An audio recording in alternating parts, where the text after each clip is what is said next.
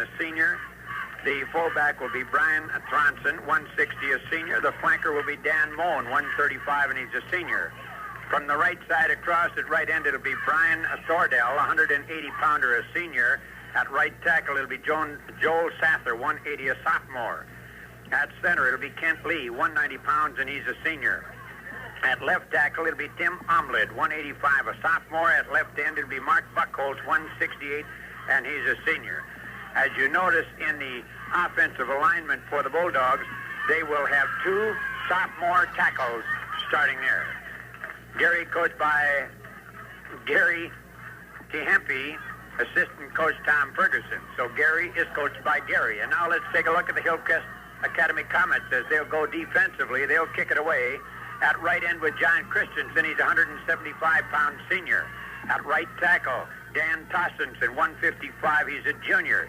The nose guard will be Mitch Hauge, 160, he's a senior. At left tackle, Dave Christensen, 180, a senior. Left end, Kurt Sandine, 190, a senior. The linebackers will be Mark Amberson, 160, a senior. Terry Langley, 155, a junior.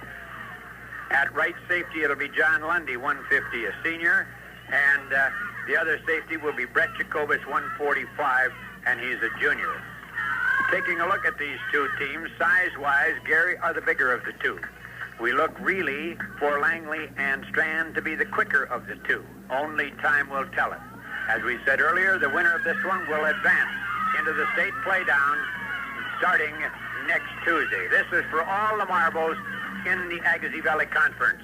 Hillcrest are the Southern champions. Gary are the Northern champions, and here is our national anthem. The Hillcrest Academy Comets and the Gary Bulldogs. They're going to make the introduction of the starting lineup. While they're making the introduction, let's us go back and have this quick word. Visit Interstate Service of Fergus Falls for all your farm equipment needs, where service is the most important word in their business. Where do you go when you need tires? Firestone of Fergus Falls, of course. Since higher costs lead to higher rates, Otter Tail Power Company of Fergus Falls urges their customers to use electricity wisely. It's too valuable to waste.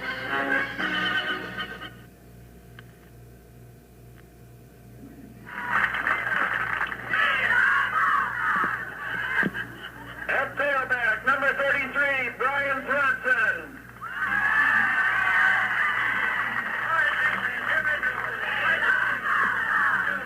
At center, number 62, Kent Lee. Well, the voice in the background, Bill Rose, the athletic director, basketball coach here at Rotsey, announcing the starting lineup. Number 74, Joel Sather. And I'll tell you, Gary are a pretty big football team. We see Brian Hansel of the Fergus Falls Journal here tonight. Will Gullickson of the Fargo Forum here covering. For football in the Otter Tail Empire, this is a big weekend. For Hillcrest, a must-win here tonight. For Thursday night, the Otters will have a must-win as they go against Farmington. Then, of course, for Pelican Rapids, a must-win as they will tangle with Glendon Felton. And then, of course, it is Bertha Hewitt and the Battle Lake Battlers. So football in the Otter Tail Empire with a lot of teams still having a shot at state tournament play. They have a big week this week. Now for the Hillcrest Academy Comets. Hillcrest with a big contingent behind us here trying to fire their club up. They were state runners-up a year ago, being defeated in the championship game by Lynn Peterson's Deer Creek crew. Number 24, Brent Jacoba. Lynn Peterson over here in the press box. We'll see if we can get him. Lynn at halftime. Number 31, at tailback, Mike Strand. We're going to have a chance to talk to Lynn Peterson, coach of the Deer Creek state champions of a year ago at halftime, so don't leave us at the halftime intermission. Terry Langley. Checking the lineups as they come out. And in, number 42, John Christensen.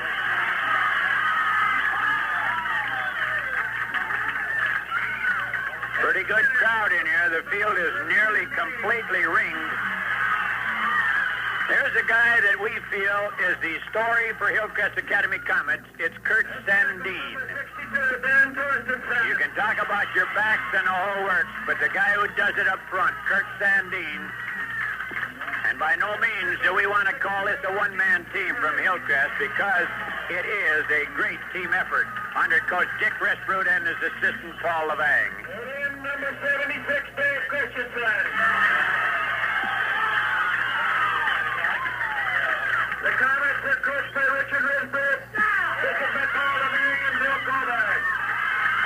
And Bill Colbeck, another one of the assistants, just sitting by on the sidelines. And I'll tell you, the Comets are hiring a 4th of July firecracker right now.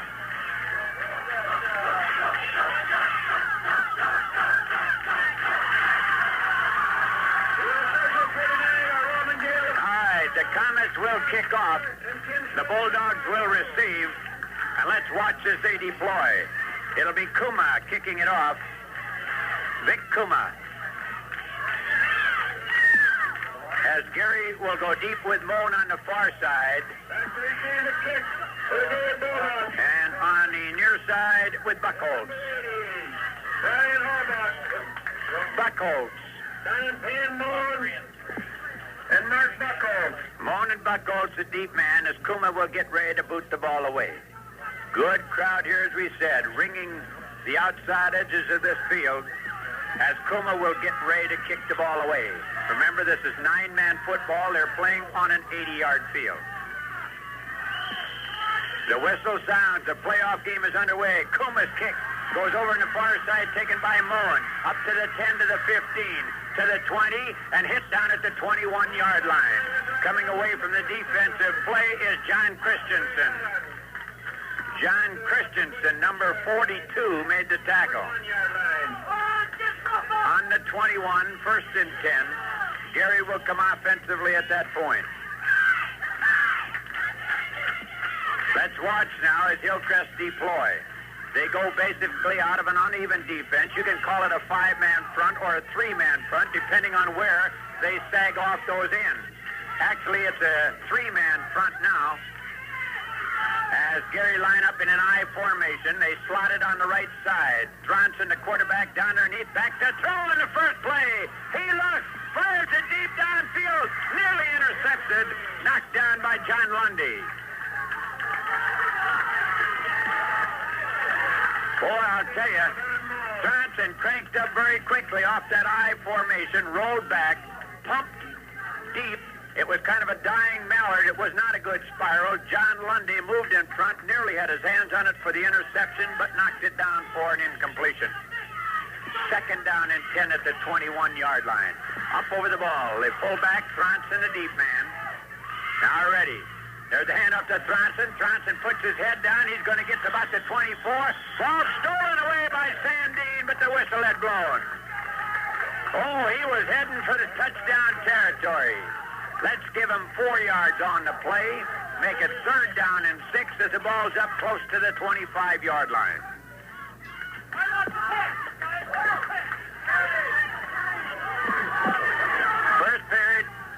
First period of football. I formation, flanked on the left side. Quarterback Tronson down the line, pitches back. Brian Tronson tries to get outside, and he's hit down at the 25-yard line. Mitch Hauge in there to put the popper on him. Hauge just wrapped him up. Strand comes in now. He'll play the safety as Gary will kick the ball away. Strand will go back to about his 25-yard line as Jerry Tronson goes into punt formation. Not back very far, only about 10 yards. The snap is good. The kick, he gets a boomer away. Strand watches it bounce. It takes the roll, continues the roll. Down inside the 15, looks close to the 12-yard line. Got a good bounce on it.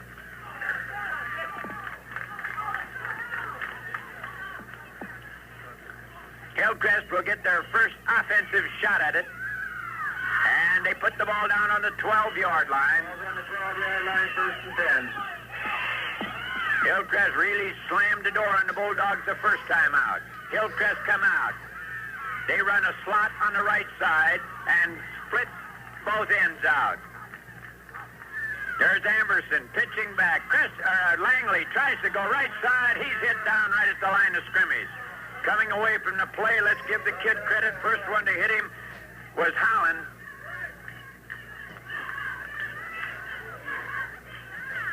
But 2nd and 10. And it'll be 2nd down and still about the 10 yards to go. Ball right. Well, let's give him 1. Make it 2nd and 9 as the ball comes up close to the 13. Sandine leads him out over the ball. They line up in a deuce backfield with a flank on the left side against a 4-man front. There's the counter going back the other way. No place to go as Strand is popped right at the line of scrimmage. Coming away from the play was Mike Sather, also assisted by Timmy Omelette. Omelette, big number 87, got to him second, but Sather was really the first one to put the popper on him. It's 3rd down and 9 yards to go. So far, the game has been defense. Jacobus flanked on the left side as they run out of the eye. There's the handoff to Strand. Strand finds room to the outside. Spins and turns and gets just enough for the first down as he gets up to about the 25-yard line. 1st and 10 for the Hillcrest Academy Comets on the slant off the left side. On the 24-yard line. We'll wait now and watch. Gary liked to work out of that 4-man front. Let's see how they line it up. They go 4 on the defense as Hillcrest go I, flanked around to the right side. Down underneath. Amberson pitches out. Strand turns the corner. Strand at the 25. Strand at the 30 and out at the 33-yard line. 34-yard line. Forcing him out on that side is Mark Buckholz, number 80. Buckholz on the tackle. But Strand, who can pick him up and lay him down, got all the way to the 33-yard line. It's 2nd down and a long one. 2nd down and 1. Hillcrest started this back on their 12-yard line. Up over the ball. Sandine sets. They go in a deuce backfield with a flank around to the left side against the 4. And there's going to be number 87, Tim Omelette, popping offside. That's enough for the first down, and Hillcrest have their 2nd first down of the drive as they get the ball up now to the 37-yard line. 1st and 10, Hillcrest at the 37 in their territory. Up over the ball as they put Jacobus in the flank on the left side. They line up defensively in a 4, and they stack their linebackers right behind their tackles, and they do the stunts off of that. Back to throw. Out on the side. Wide open. Christensen. He's hit down as he gets to the 20-yard line. Buckholz over there to put the stop on him. He's helped there by number 19, Brian Wentz. Good grab by John Christensen. He stuck the hand up in the air and just brought it right back down in. 3rd successive first down for the Comets as they roll to Gary's 20-yard line. Up over the ball. Set up in a deuce. Flanked on the right side. They stick that flank man way out there. Running against a 4. There's a little drop to Strand. This time he's tripped up after he got about 3. Joel Sather there to hook him. Let's give him about 3 on the play. Call it 2nd down and 7. The ball deep in the territory of the Bulldogs of Gary. Brings up 2nd and about 7. We're in the first period, and we've got 7:45 remaining in the period. Ball game scoreless. Hillcrest up over the ball. They line up in a deuce, flanked around on the right side. Amberson calls out the signals, looking, little slant across the middle, incomplete. Pass incomplete. Pass was intended for the flanker, Jacobus, right up the pipe, just a little bit underthrown. And it'll be a 3rd down and 7.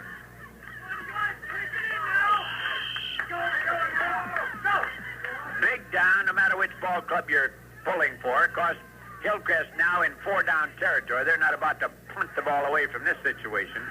So they have a couple of tries to pick up the 7. Jacobus flops around on the left side as a flanker. There's a counter coming back to Langley. Langley gets outside. Langley puts his head down. He goes to the 9-yard line. Great run by Langley. He was hit at the line of scrimmage, got away, and went, they say, to the 8-yard line. 1st and goal for the Comets. 8.5-yard line. 1st and goal on about the 8. Hillcrest coming up with the ball. They started this drive at their own 12-yard line. They run with a flank on the right side, out of the deuce. There's the handoff, Langley. He gets about 3 as he gets up close to the 5-yard line. Coming away on the tackle is Joe Sather. Sather got a bit of help from Brian Thordahl, but Sather did the big job on it. Third down as Hillcrest are close now to the 5-yard line in Bulldog territory. Up over the ball with Jacobus flanked out on the right side, running out of an I formation this time. Strand to tailback. Down the line. There's a pitch back. Strand. Strand cuts inside. Touchdown.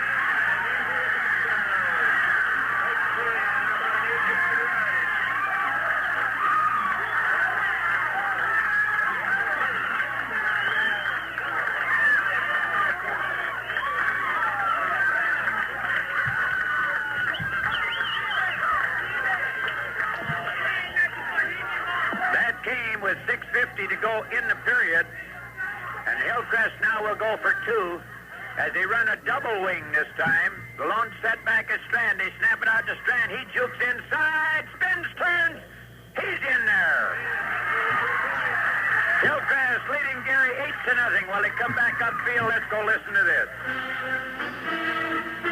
Remodeling is easy with the help of Lambert Building Center Remodeling Service in Fergus Falls. For all of your farm feed and seed supplies, see Farmers Co-op Elevator, your Hubbard dealer serving the Fergus Falls area. You'll find dozens of outstanding values for your home during the Big Fall Shopper Sale now through November 12th at True Value Hardware in Fergus Falls.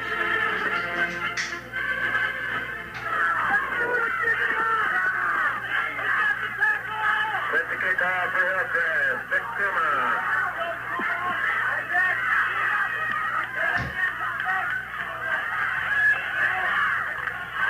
We're back again, ready for the kickoff as Kuma comes forward. A high kick. Buckholz. No, Mullen at the 5, up to the 10 to the 15. The sidelines to the 20, to the 25-yard line. Hit down there on the far side. 25-yard line. Over there making the defensive play, we have number 76, Dave Christensen, coming away, and also Jacobus, number 24. And it's 1st and 10 at the 25 in Gary territory as they'll come offensively. Ooh, Hillcrest with an 68-yard drive for that touchdown. We got to figure an 80-yard field instead of 100. There's the quarterback, Johnson, keeping. He's hit down back at the 18-yard line. Sandine right there to wrap him up. Lost back, they say, the neat touchdown at the 19. 2nd down and about 15 yards to go. And I'll tell you, the Bulldogs haven't fooled the Comets with anything so far in the ball game. And this is a different Hillcrest club than the one we saw up at Twin Valley just a week ago. All right, Gary up over the ball. Coming up, leading them out is Lee. They set up an I flank right. Back to throw is Johnson. He cranks it out on the side. Incomplete. Pass was intended for Buckholz on the far side, but covered well. It'll be 3rd down and about 15 yards to go. Hillcrest Academy Comets in the playoffs here against Gary. Hillcrest lead it 8-0 on that 68-yard drive. Ready to go again as Gary comes up over the ball. Jerry Tronson, the quarterback. Tronson drops straight back. Mitch is after him. They throw a little screen pass to Moen. Moen is going to get to the 20, and that's all. Defensive play made there by Dave Christensen, number 76. Dave Christensen in the tackle. And it's 4th down, and the Bulldogs are minus yardage here on their first 2 offensive goals. Strand will go back in single safety. As kicking the ball away will be Jerry Tronson. Strand back at about his 28-yard line. The snap is low, picks it up like a shortstop, gets it away, just barely. A high kick, bounces at the 40, takes the carry roll, and Buckholz downs it at the 35-yard line. Excuse me, not Buckholz, it was Thordell, Brian Thordell, who downed it. We saw the 1-8. Gist on the other one, I guess. Hillcrest with great field position. We've got a flag on the play, or a discussion at least.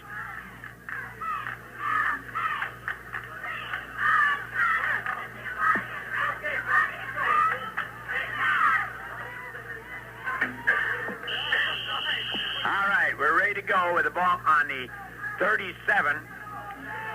That had to be position of touch, huh? Okay. Out of the I formation. There's the handoff to Strand. Strand is tripped up on a great defensive play by Barry Howland. Barry Howland, who stayed right at home. As a fake right, he came back to the left, and Mr. Strand was nailed. Right smack dab at the line of scrimmage. 2nd and 10. Hillcrest very quick with their two backs, Langley and Strand. 8-0, Hillcrest lead it. Agassiz Valley playoff game here at Agassiz. I formation. Flank right, handoff Strand, outside. Jukes one, gets up to the 44-yard line. Top down there by number 19, Brian Wentz. He was the first one to get to him. It'll be a 3rd down and about 3 yards to go. Boy, I tell you, Strand gives you that leg and then drags it away and goes the outside on you. And you got to be quick.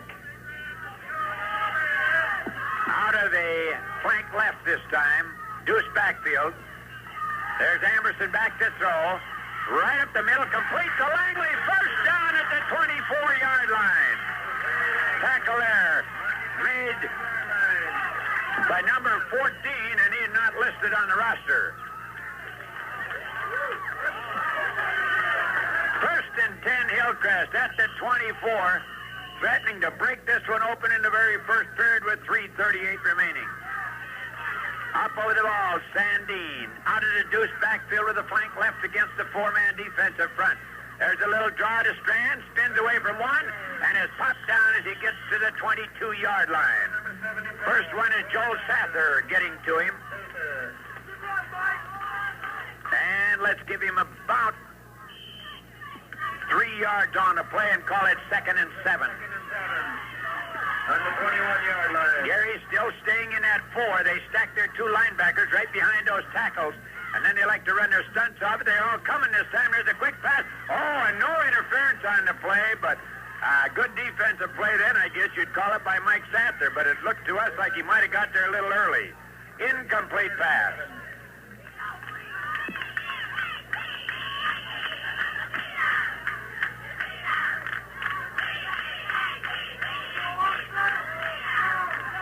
Third down is still at 7 to go as Hillcrest come out in an I. Amerson pitches back.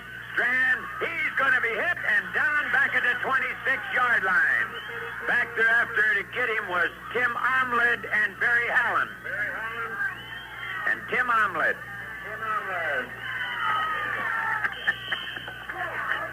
Brings up 4th down, and let's see what they do with it at the 26-yard line. Up over the ball. Hillcrest leading it 8-0. And now Gary are putting a man over the nose. They have the 3 down linemen this time. There's a snap back to Strand. He's going to throw. He fires it downfield. Incomplete on a great try by Lundy at the goal line. Flag on the play. I think they're going to call pass interference down at the goal line.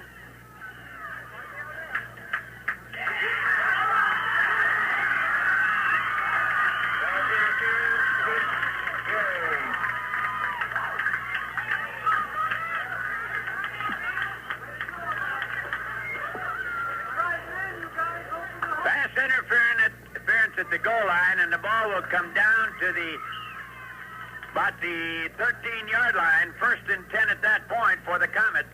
A break for the Comets.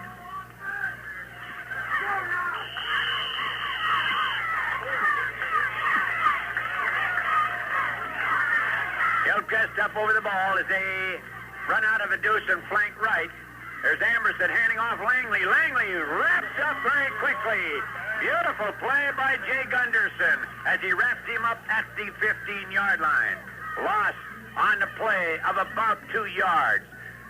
Second down and 12 yards to go. Hillcrest lead it 8-0.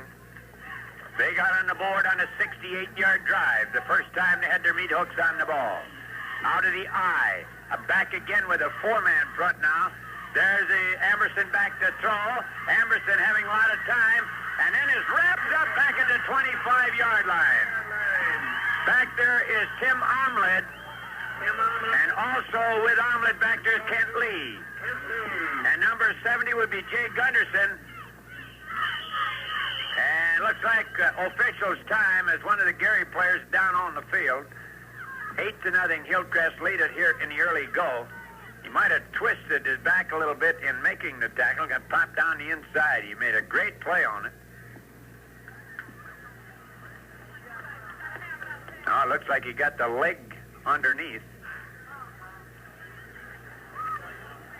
They're out there checking him.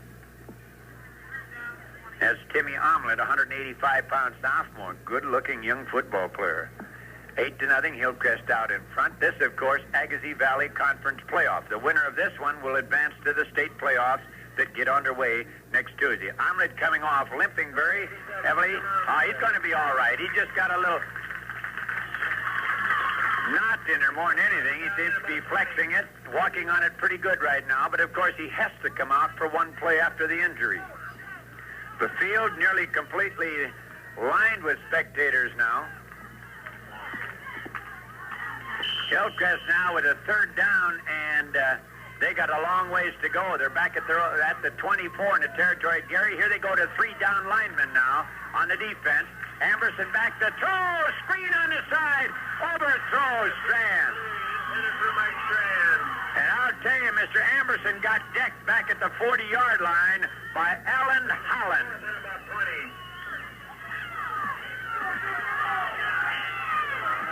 Minute 17 left in the first quarter. Well, we're all right here. We can see the scoreboard clock and see the time because Bill Rose's head is faced out over the plate, and we can look right through his ears, and it says 1:17 remaining in the period. All right, Hillcrest up over the ball against the 3 down linemen again. 3-man front. There's Amberson rolling back. Amberson looks. Amberson fires it out. Strand over there. Knocked down beautifully. Buckholz. Buckholz knocked it down at the goal line. Good defensive play. And Gary will take over at their own 24-yard line.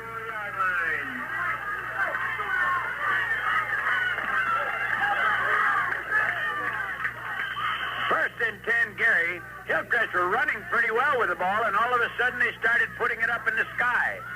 And it is a beautiful night here for football. The old harvest moon just across the way. Gary in an I formation this time. Jacobus making the defensive play. And it'll be 3rd down and about 5 yards to go.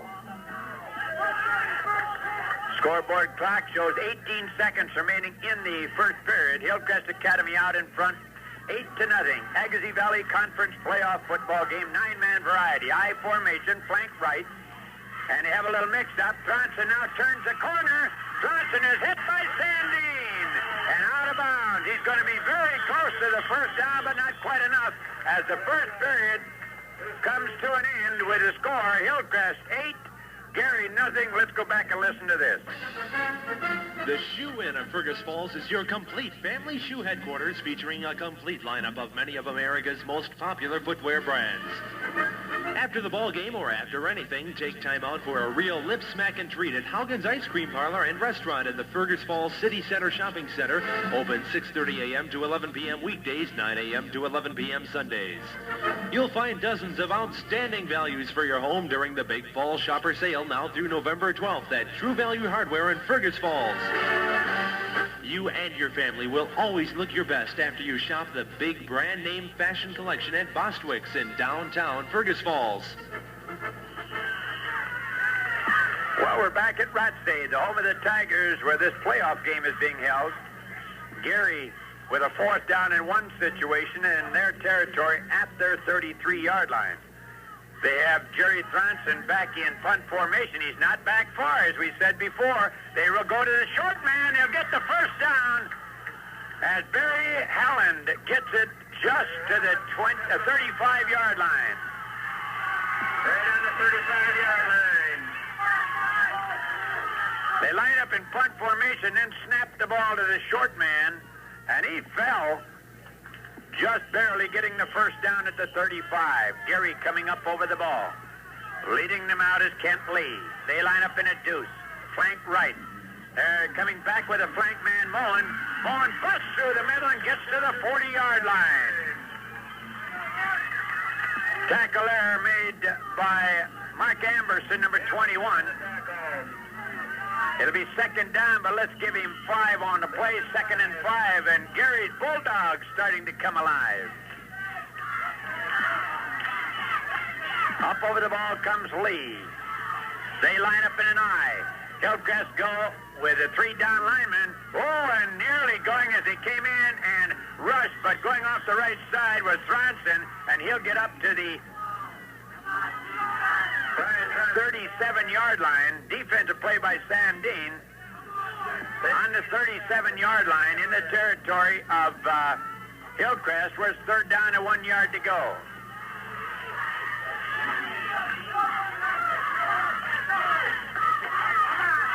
Gary coming up over the ball.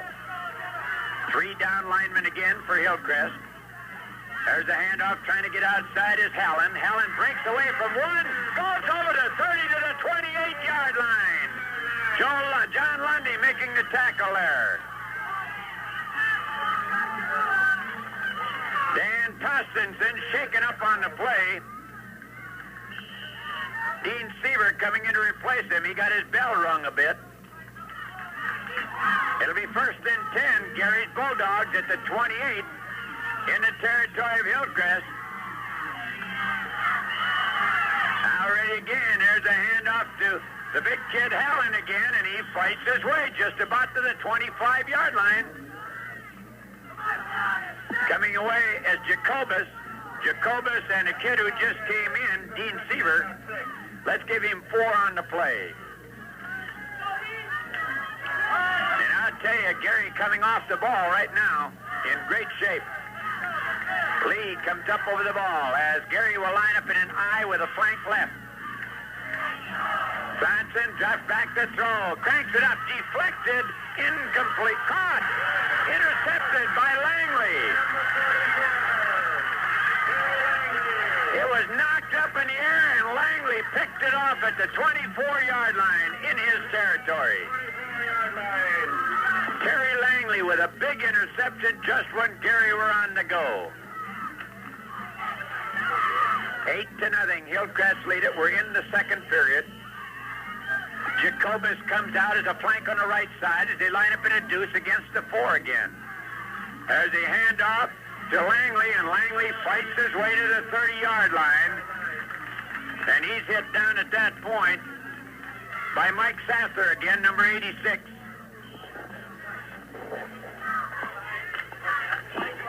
Hillcrest Academy leading this Agassiz Valley Conference playoff game 8-0. They have 2nd down and 5 yards to go as they come out, and they put Jacobus on the flank on the right side. They run out of the I. Now they bring a Strand in motion. Let Amberson try to turn the corner, puts his head down, and is hit down at the 35. Making the defensive play with Kent Lee. And I think they're going to have enough for the first down. First down by about the length of the football. First down, Hillcrest.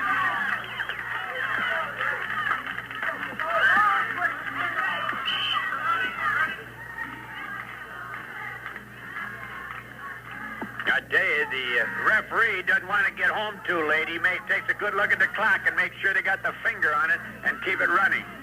Out of the I, flank left. There's a handoff to Strand. He cuts to the outside. Strand is at the 40. He fights his way to the 36-yard line. Buckholz pops him out over there, and Buckholz was helped by Mike Sather. Down to the 36-yard line, where they're just short of the first down. Well, they're going to bring the chain in with the ball so they make sure they get it right where they want it. Inches short of first down.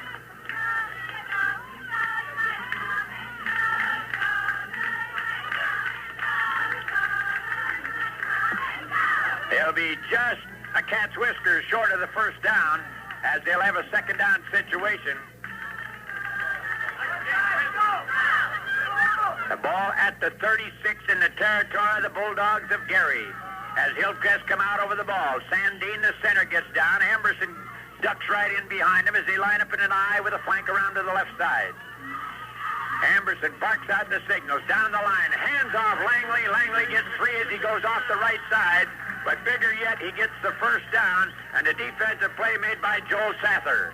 Tackled by Joe Sather. Big number 74 in the back of that uniform. And the clock rolls merrily along here in the second period with 8:17 remaining. Hillcrest out in front, 8-0. 1250 KBRF, Fergus Falls, Minnesota. It's 8:03. Hillcrest out. They flank on the right side with Lundy out of the I formation.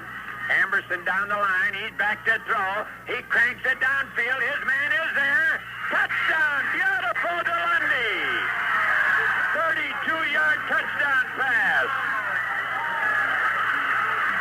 34 yards. Makes it 13. That makes it 14-0 now. And that came with 7:52 to go in the period. Hillcrest back on the board, and that was a picture pass. Lundy just ran underneath the ball as Amberson laid it up into his arms at the end zone. Hillcrest coming up over the ball.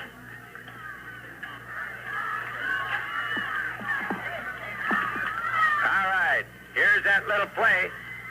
Oh, and it didn't work. We gave it to him. He's open down there, but he's not going to throw it. Strand is going to go in anyway. Strand ran in with it. And it's 16-0 Hillcrest.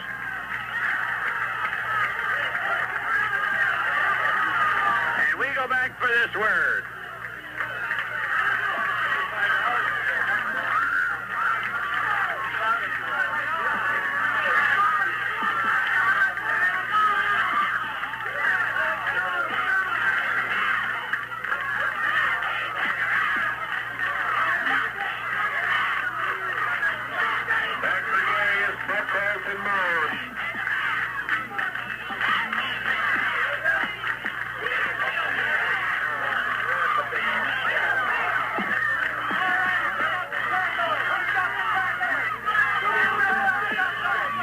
Okay, we're back again as Kuma will kick off for the Hillcrest Academy Comets. Buckholz and Moen deep for the Bulldogs of Gary. Forward, there's a kick. Down the middle, Moen will take it at about the 4. To the far side, to the 10. To the 15. To the 20. Down the sideline and hit down at the 33-yard line. Good run by him. Vic Kuma, the kicker, got the tackle. And I'll tell you, Mr. Moen had the wall set up that side and nearly broke that one. The ball will come out to the 34-yard line, where it's 1st and 10 Bulldogs in their territory. They trail 14-0. I'll tell you, that Bill Rose is smart. He's got Zimmerman and Elsat turning the money in before halftime. He's not taking any chances with those birds. They're liable to fly south. All right, first play, stacked up at the line of scrimmage.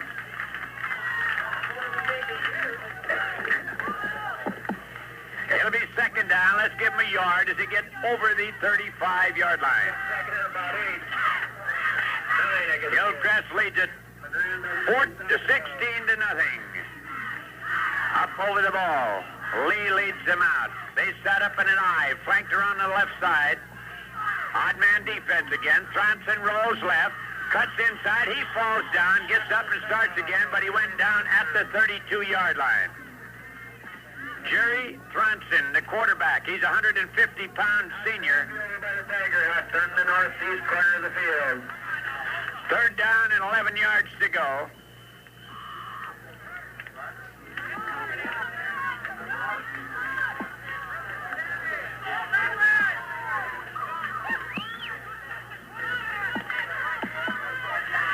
All coming up over the ball. This is Agassiz Valley Conference playoff action.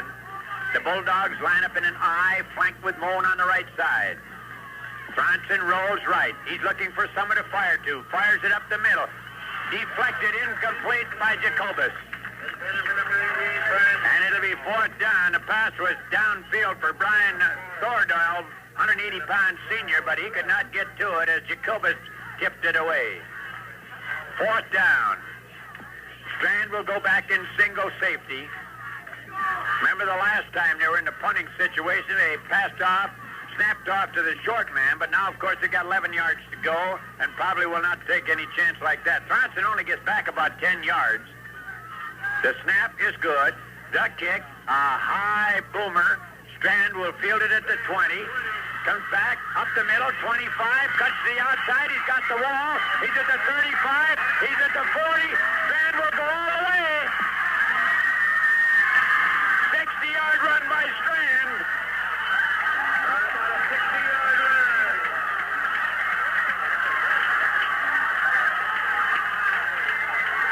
And Hillcrest are on the board again with 5:57 to go in the period. They're out in front 22-0.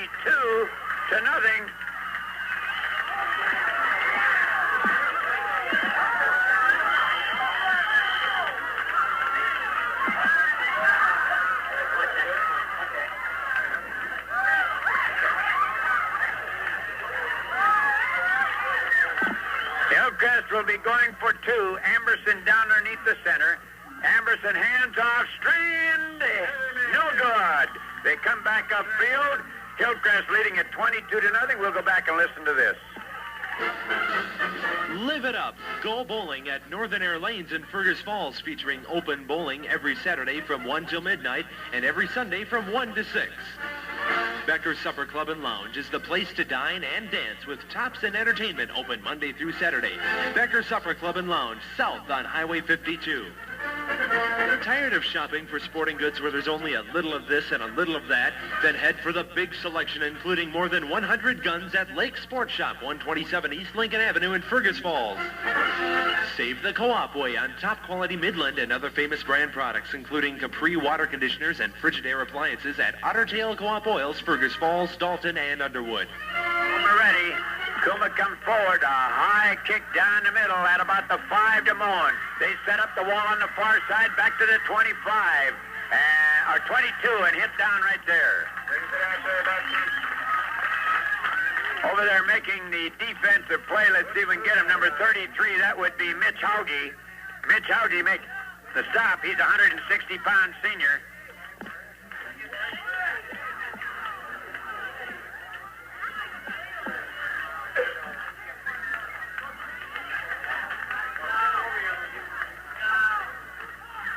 Gary coming up over the ball, and they've had some of the pep taken out of him right now.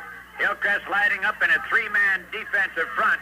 There's a pitch back, trying to get outside where the ball is Helen, and Helen will get out close to the 30-yard line. Wrapped up there by 55 Sandine. He's on the bottom of the stack. And you'll find him on the bottom of most of the Hillcrest defensive stacks. Let's give him about 9 yards on the play as the ball comes out to the 30-yard line. They've got to get just past the 31 for the first down. They line up in a deuce backfield, flank around on the left side. There's a handoff trying to get some room is Brian Tronson, and he is hit down. He did not get the first down. As he tried to go off the right side, Jacobus is there, also Amberson, and it will be a third down and still. Third down and about half a yard to go.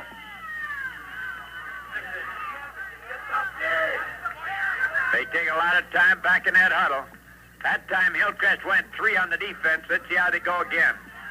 All it amounts to is they drop the ends off a little bit. They're right back in it again. There's a handoff. They get the first down as coming right up the middle to the 35-yard line was Helen. First and 10, Gary at their own 35-yard line. 22-0, Hillcrest out in front here in the playoff game for all the marbles in the Agassiz Valley Conference. and also for the right to move into state competition. Out of the I formation, flank right. Down the line, Tronson fakes it out, trying to pass out to the Tronson, his brother, and he slipped and fell, but Lundy was right there to cover him. That was Brian Tronson, the fullback, who fell. And the ball will come back to about the 31-yard line, so it'll be second down and about 12 yards to go.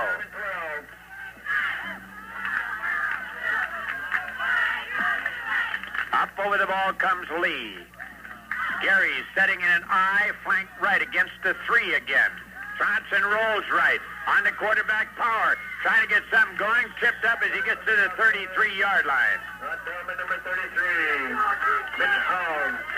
Haugie making the first popper. Then he got a little help from Langley, but that was late. Coming into the action, number 64 is Dean Seaver. Dave Christensen will come out and get a breather for the Comets. There hasn't been much for the Bulldogs to growl about so far tonight. They come up over the line as they split out on the left side with Buckholz, flank on the right side, and run out of a deuce. Back to throw is Tronson. Tronson cranks it up. His man is open. Oh, he dropped it at the 27. Brian Thorndall couldn't hang on at the 27.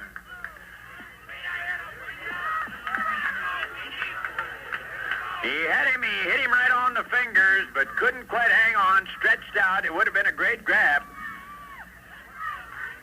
And it's a fourth down situation. And the scoreboard clock gives Rose turns his head.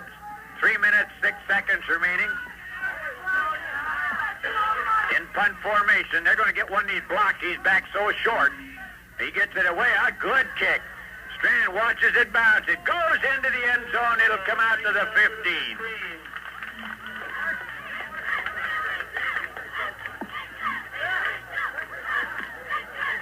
Will Gullickson sitting here, kicking scratches all over his paper, trying to get everything down.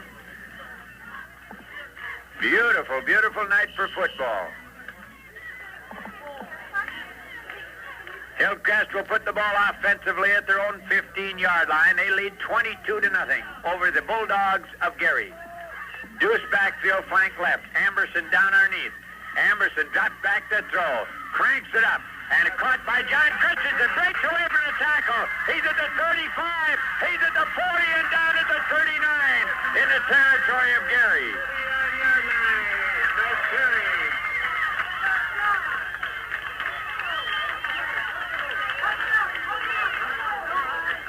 Well, when you're living right, you're living right. I think Hillcrest will adopt this field. They hit 34 here against Leon Elsa's crew, and they're right back here pounding on a big score again. They come out. Jacobus flanks on the right side, and they split, or they flank on the left side. They got a double wing T, actually. Back to throw is Amberson. He fires it up the middle, over the fingertips of John Christensen at the 23. He put up a blue darter, and John Christensen couldn't find a handle on it.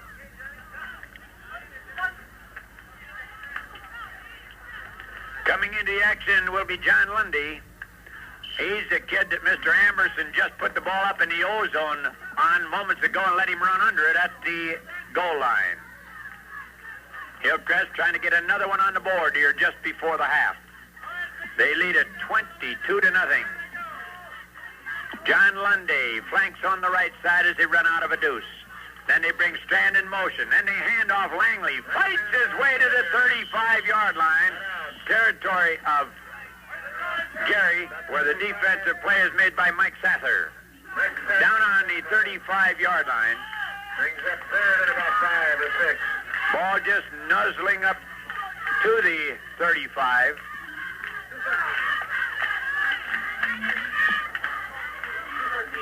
Two minutes, 13 seconds remaining in the first half. Been a lot to hoop and holler about for the Hillcrest Academy fans, but not too much for the Gary Bulldogs. I formation.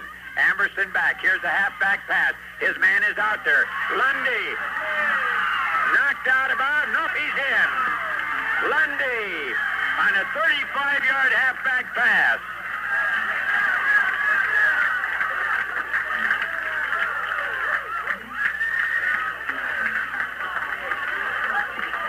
That game with how much time left? 1:51 remaining in the period, and it was a 30-yarder, I believe, and it's 28-0.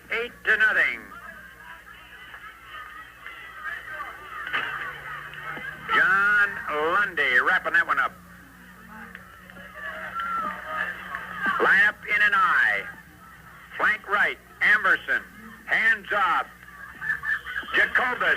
And Jacobus in with 2. Jacobus in with 2. Makes it 30-0 with 1:51 to go in the half. 30-0. Hillcrest lead it here before halftime, and we go back for this word. Delicious, nutritious, top-quality North Star recipe book, Mid-America Farms, and foremost ice cream products from Mid-America Dairymen Incorporated are available at your favorite grocery or delivered right to your door. Help fight high fuel bills by seeing Peterson Lumber in Fergus Falls for home insulation, both pour-type and blown-in insulation now available. See your future home at yesterday's prices. Visit Jim Larson Future Homes of Fergus Falls and see the new 14 wides plus all the other quality new homes on their lot. Call 736-3009. It's the year-end clearance at Beckland Ryan Oil and Marine. Huge discounts on boating equipment and all in-store merchandise located on North Union Avenue in Fergus Falls. Hauge making the defensive play.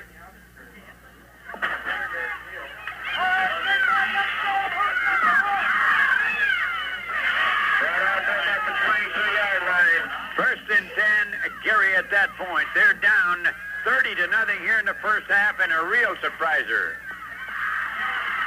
Not the fact that Hillcrest is ahead, but the fact that they're ahead by 30. I formation, flank around on the left side. Tronson hands off, flags all over the place as Brian Tronson comes up to the 30-yard line. Illegal procedure assessed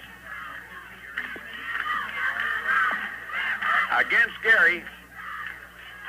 And I'll tell you, Coach Gary DeHempany is beginning to wonder what's happened.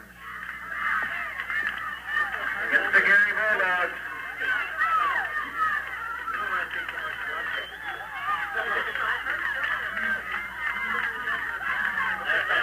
Well, they assess the penalty, and it'll be first down and 15 as the ball comes back inside the 20.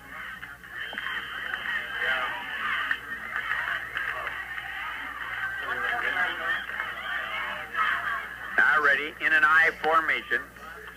Flank on the right side. And Mitch Hauge pops offside. He encroached. Flag on the play. So we'll yo-yo the ball right back to where it was.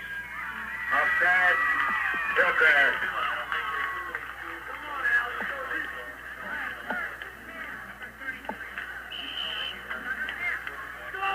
It'll be first and 10 as the first half is rapidly running to a conclusion. 1-5, 65 seconds remaining in the first half. I formation again. Jerry Thronson rolls right, turns the corner. He gets down to about the 30-yard line. Just over the 30 to the 31. Did not stop the clock as he remained inbounds on the play. Brings up third in about a yard. Third down and a kind of long yard.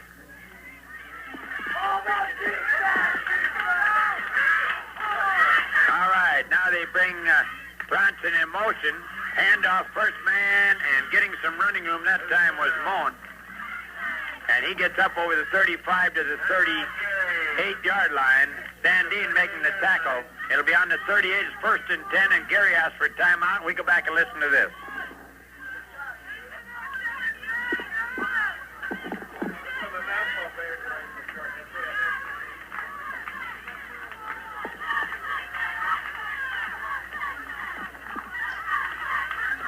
Hello, studio. If you're listening, we're not getting any cue whatsoever.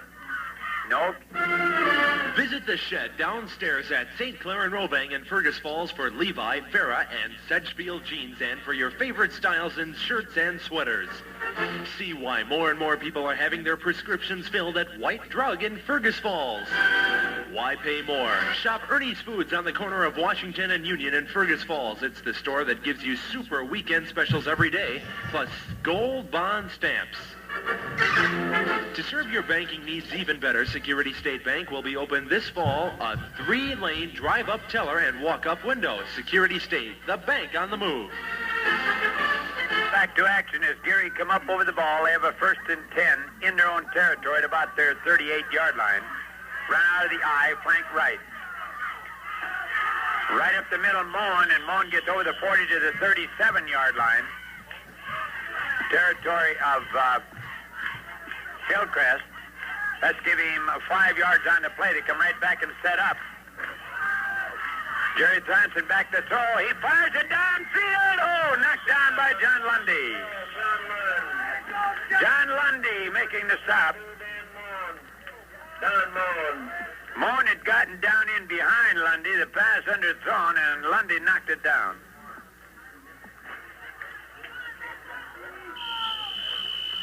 And with the score 30-0 Hillcrest here, with 1 second remaining, Gary asked for a timeout, and we're going to stay right here.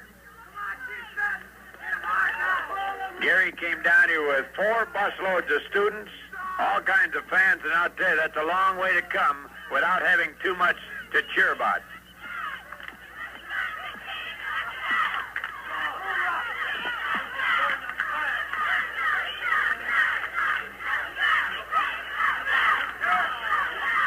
Well, nothing has been decided as yet where the next round of this playoff will be played. We'll have to keep you informed as soon as we find out. This one isn't over yet, of course. Hillcrest still got to keep them from scoring. Now they loosen up. Johnson back to throw. Johnson looks. He fires it downfield. It's incomplete. Knocked down. There's the end of the first half. The score, Hillcrest 30, Gary nothing. We'll be back after this word.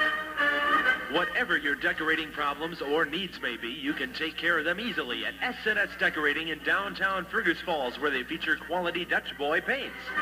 It's model year-end cleanup time at Minnesota Motor Company. Time to make a terrific deal on a 1977 Cadillac, Buick, or Chevrolet. Check out the terrific deals on carryover models of John Deere race-proven snowmobiles at Eversville Implement, just west of Fergus Falls. You'll always find top-quality products and top values, too. Campbell's of Fergus Falls. Visit their completely remodeled downstairs furniture department.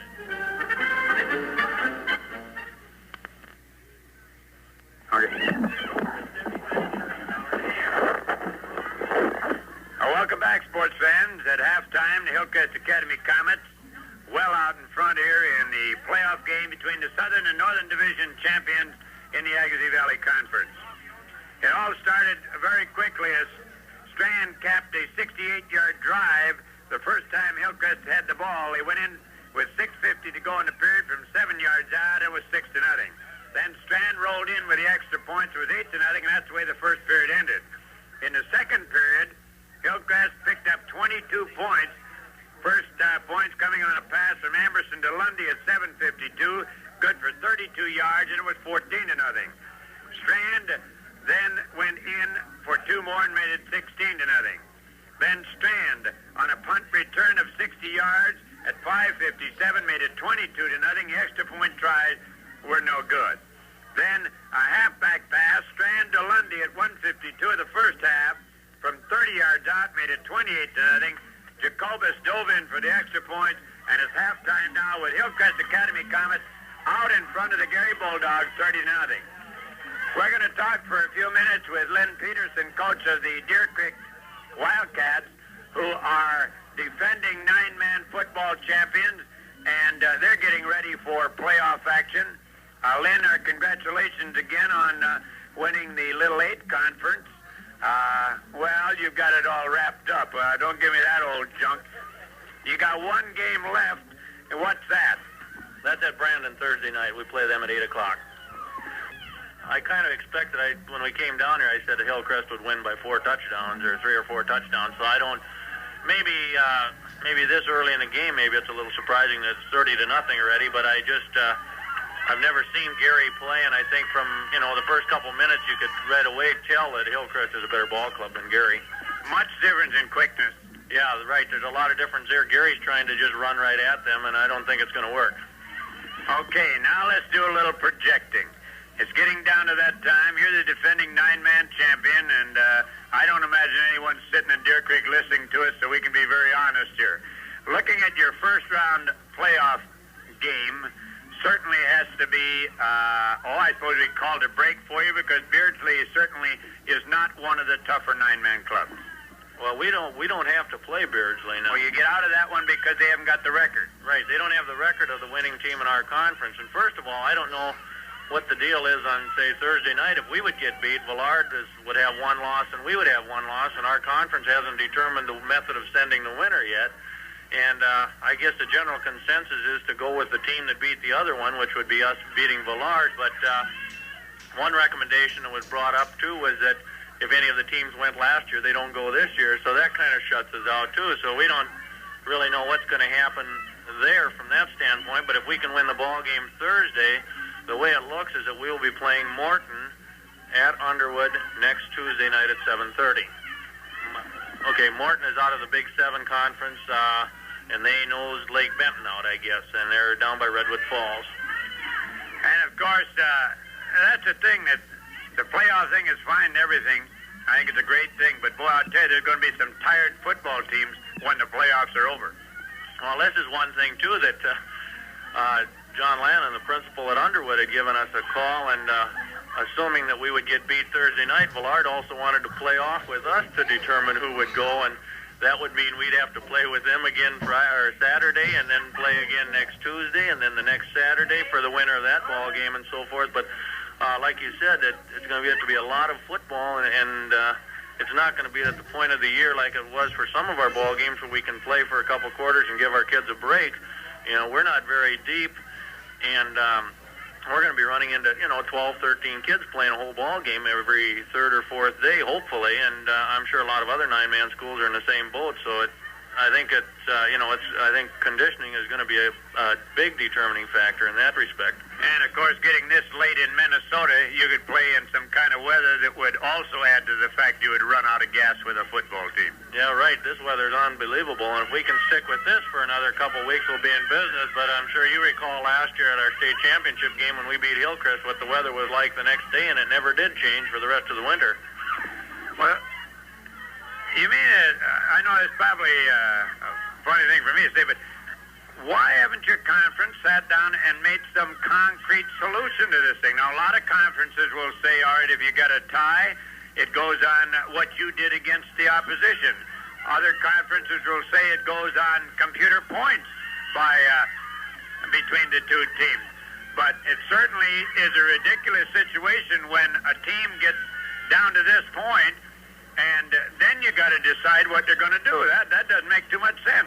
No, that's right, and I agree with that 100%. I think that something should have been decided, because I think when it comes to a vote at some of these conference schools, I'm sure like you've got your bitter rivals and so forth, and that's going to change a lot of teams voting. All right, they're going to say Deer Creek and Villard are in it at a tie. We don't like Deer Creek, we're not going to vote for them. Whereas if it would have been a couple other teams in it, maybe Villard and Brandon, well, now we like Villard better, or we don't like Villard as good as Brandon, so we're going to vote against Villard. And I think it's going to come down to some cheap shot like that, really, where it's going to really be put a lot of emphasis on one school, and I really don't think it's fair either. I agree that some decision should have been made so a team can start making some plans one way or the other.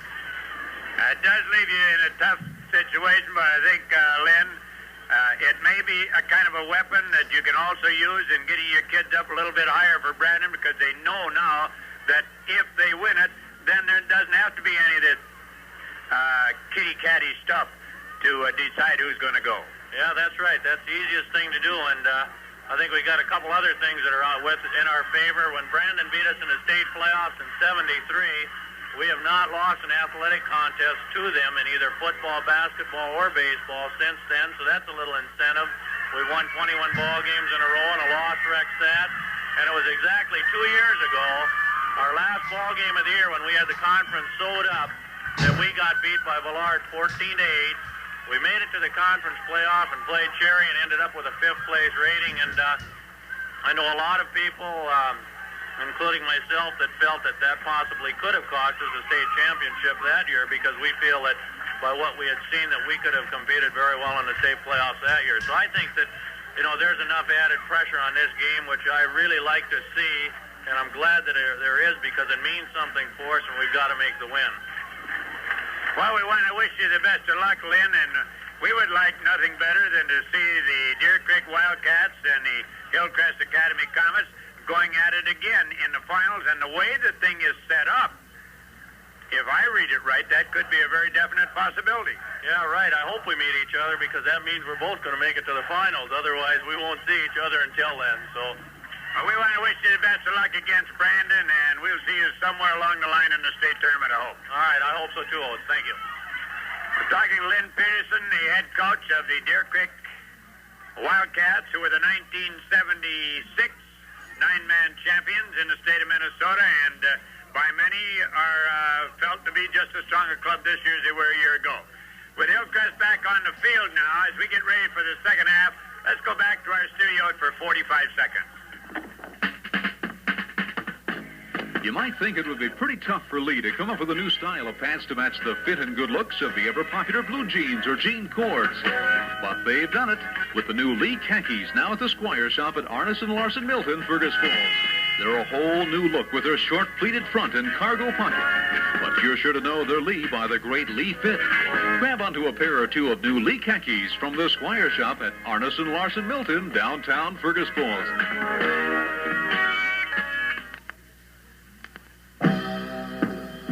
Fergus Falls. It's a very special place to some very special people. But sometimes the people who live in a very special place tend to take things for granted because it's a very human thing to do. And so as a reminder to all of us who've helped build our proud city and develop this big farm country, we now have a special musical story about it all. It's called Fergus Falls, This Is Home, This Is My City. An exciting new record that pays tribute through music to our city, our people, and the spirit of progress that lives here on the banks of the Otter Tail River. It's a good story because you've helped write it. First National Bank of Fergus Falls, we're here to help you with banking answers you can count on through the years. First of Fergus, proud to be here. There are half a dozen delicious reasons why Cass Clay doesn't call its dip chip dip. Cass Clay dip completes a crunchy carrot, smothers a shrimp in flavor, adds rapture to a radish, captivates a cauliflower with taste, creates a celery sensation, and Cass Clay dip caps off a crispy cracker. Or try Cass Clay yogurt, a delicious low-fat dairy food that comes in 12 terrific flavors. Cass Clay products may be found in your dairy case, or for home delivery, call Leroy Cornabone, 736-2727. Your car later. Oh, Mom, this headache, it's awful. Here, honey, take something strong. Adult strength Anacin. Aren't they all for adults? Yes, but while ordinary aspirin, buffered aspirin, and Anacin start with the same amount of pain reliever, Anacin adds 23% more. Then Anacin adds an extra ingredient not found in the others. Headache gone, Mom? Mm-hmm, and fast. And Anacin didn't upset my stomach. Adult strength Anacin. Use only as directed. You know, when I first married Hank, I'd buy whatever was on special. But I learned that with food, you should know in advance that your family's going to like something. Mrs. Shirley Capert talks about why buying the right brand makes sense. I always serve Kraft macaroni and cheese dinner because I know they're going to like it. Kraft makes the cheese sauce, so you're sure it'll taste right, and none goes to waste. So buying a brand you know, like Kraft macaroni and cheese dinner, is worth a few extra pennies because you know they're going to like it. Watching calories? Try Olympia Gold, the right light. Only 70 calories in a 12-ounce can. Next time you want a light beer, ask for Olympia Gold. Distributed by Beltran Beverage, Fergus Falls. Lake Wholesale announces a surplus liquidation auction coming up tomorrow night at 8 p.m. at Max 78 Club north of Battle Lake. If you're looking for top-quality tools, don't miss this big auction featuring the largest display of air tools ever sold, a complete line of hand tools and other tools, all fully guaranteed. Lake Wholesale will also have furniture, housewares, men's and ladies' watches, jewelry, and hundreds more items, all new merchandise. Don't miss this huge surplus liquidation auction tomorrow night at 8 at Max 78 Club, Highway 78 north of Battle Lake. 22 minutes before 9 o'clock, this is KBRF, Fergus Falls, Minnesota, back out to Oats LeGrand.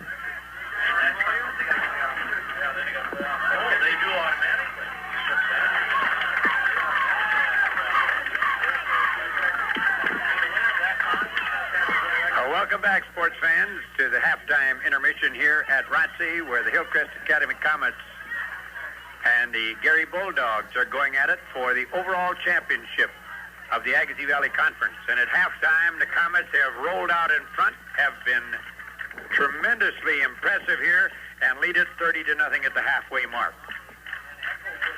Both teams are back on the field, and we do have the word now from the man himself, Wild William Rose, that should Hillcrest win, the game will be played here at ROTC next Tuesday night, the first state playoff game against, the way it looks now, the winner of McIntosh Plummer.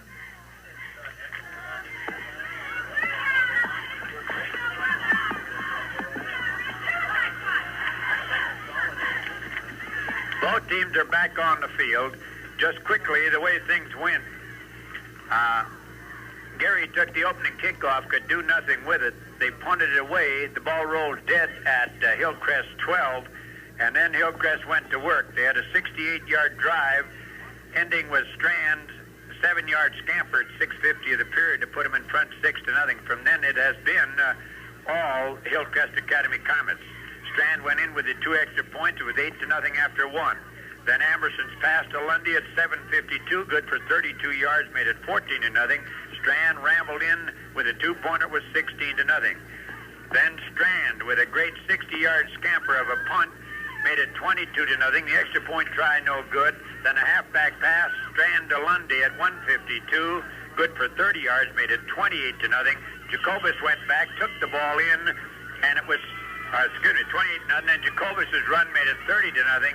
And that's the way we are now as we get ready to go in to the third period of play.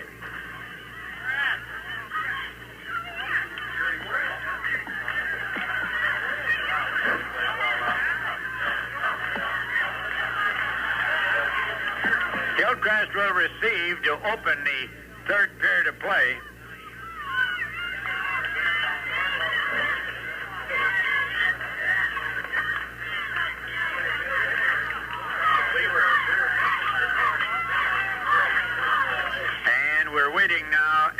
Kicking off for Gary will be Jay Gunderson. Jacobus and Strand go deep for Hillcrest. This Jacobus deep for Hillcrest Comets. All right, we're ready to go as Gunderson will come forward to boot it away. There's the whistle. He comes forward as a high kick. It's going to go out of bounds at about the 8-yard line. That means they'll bring it up to the 30-yard line to put it in play. And if you're just sitting there wondering, 30 yards on a 9-man football field, 40 yards on the 11-man variety. Hillcrest with good field position as Leon Elseth is trying to knock the door off the press box wall. All right, we're ready to go as Hillcrest will come offensively. They lead it 30-0 as we open the second half. They come out of the I formation against a 4-man front, flank around on the right side, then hand off to Strand. Strand to the inside, cuts away from one, and is finally driven out of bounds to get to the 38-yard line territory of Gary, and it'll be enough for the first down. Good lateral movement as he came to the right side. Just juked the corner man out of there and went inside the 40 to the 38, where Hillcrest will have the ball, 1st and 10 in the territory of the Bulldogs.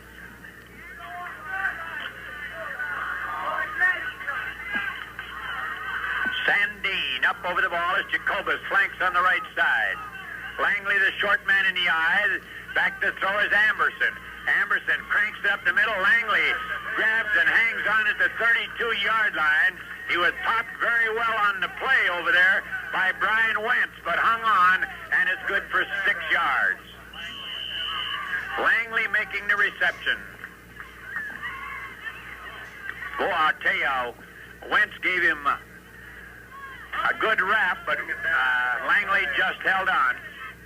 Hillcrest leading at 30-0, taking a lot of time in that huddle. Now they break out. Sandine up over the ball. Jacobus flanks on the left side to run out of a deuce backfield against The 4 again. There's Langley trying to get outside. No place to go. Good defensive play by Jay Gunderson as he hit him back at the 34-yard line. Now that time they faked to their flanker man coming back this way. They faked the reverse.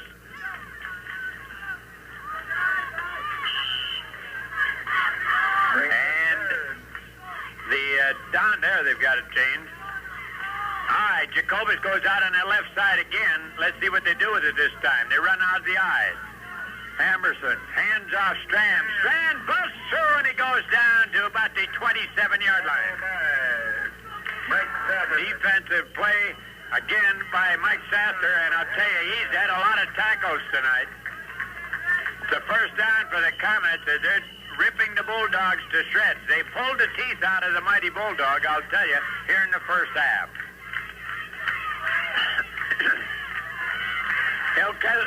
Hillcrest up over the ball as Jacobus flanks on the right side this time. There's Amberson keeping. Fires it out. Pass dropped. Pass was intended for Dean Seaver. He couldn't hang on down at about the 20-yard line. Dean Seaver. If you want to have a little rhyme, you got the receiver was Dean Seaver, and that'll chist you up a little bit. All right, second down and 10 yards to go. At the 28, territory of the Bulldogs of Gary. Amberson, long time in the huddle. Comes out over the ball as Jacobus flanks right. Langley and Strand, the 2 setbacks. Off to Strand. Strand finds some room, cuts up the middle, and he's going to be hit down as he gets to the 20-yard line. One of the Bulldogs down prone on the field. Mark Buckles. The officials time out. Will he come back and take a look? It looks like Barry Hallen, but we'll wait just a moment and make sure on it. No, at number 62, that's Kent Lee, their center.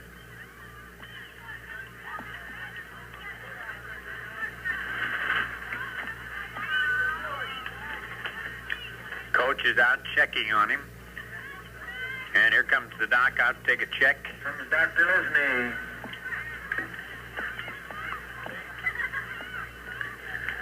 Reminder for you Hillcrest fans, should this game end in Hillcrest's favor, and it certainly looks that way right now, they will be playing right smack dab here at Rotsey next Tuesday night.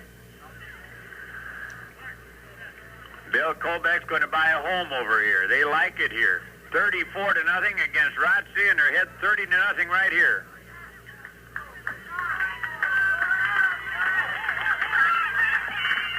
Lee is limping off the field on the far side. Ken Lee coming off the field. Pat Allen, 180-pound sophomore, coming in to replace him as Hillcrest come up over the ball.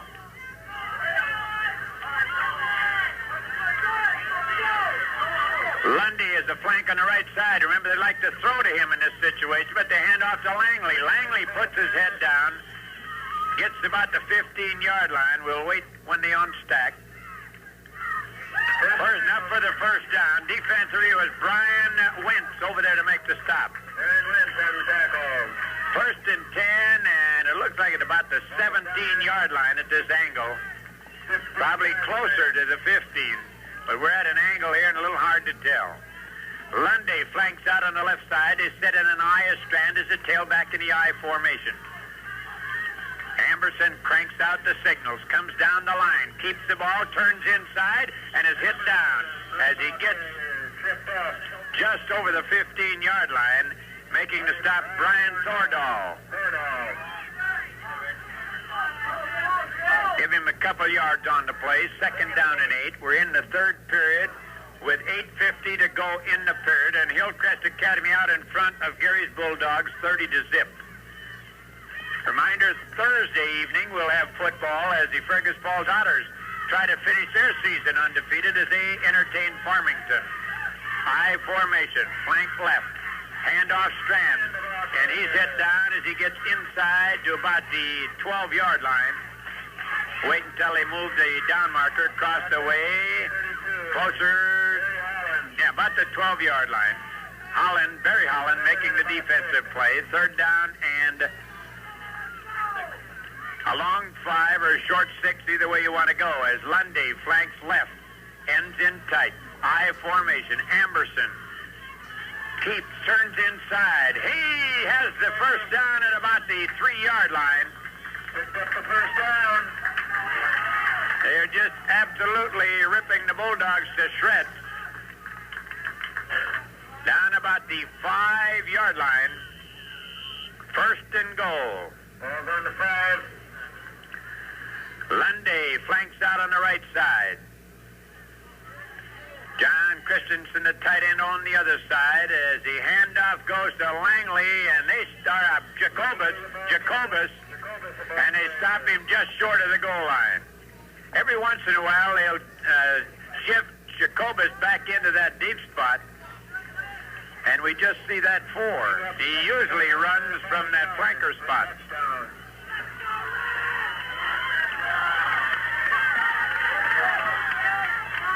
About a yard shy of the first down. Up over the ball as Amberson sets down underneath. They put Strand in motion and hand off to Jacobus. Touchdown. Makes it 36-0 with 7 minutes to go. 7 minutes, 6 seconds in about the third quarter.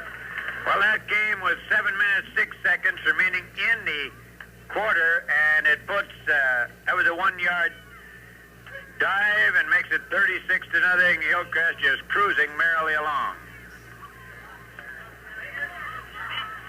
I formation, flank comes right, Amberson down, puts Strand in motion.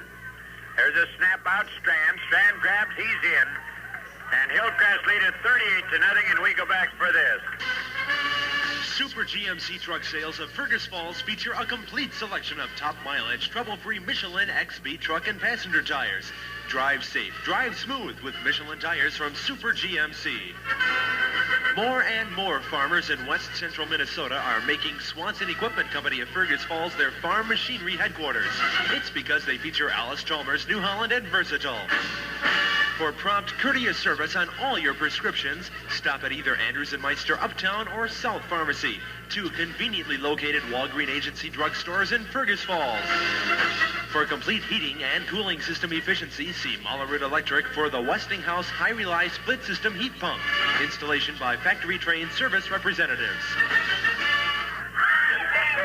All ready to go as Kuma kicks off again.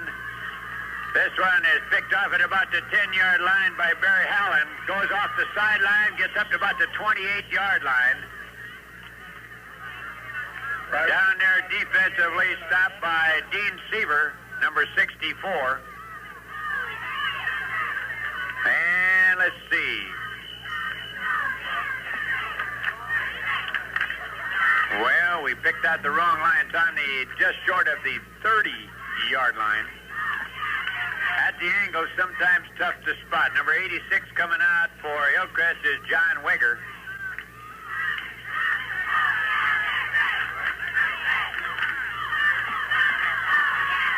Gary up over the ball, run out of the eye. There's a handoff and no running room as Mitch Hauge knifes in to hit down Brian Tronson. And they lose about 2 yards. It'll be second down, about 12 yards to go.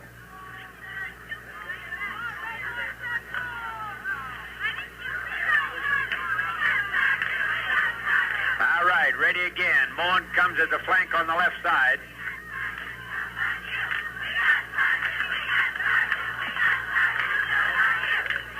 All right, Tronson. That's Jerry Tronson trying to turn the corner, and he's not going to get any room as he's driven out of bounds back at about the 25, and they just strung that one out beautifully. On the 25-yard line.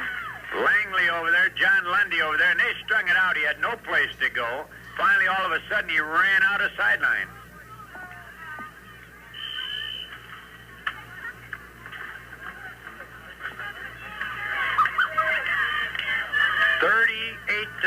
Hillcrest out in front. We're in the third period with 5:53 still remaining in the period.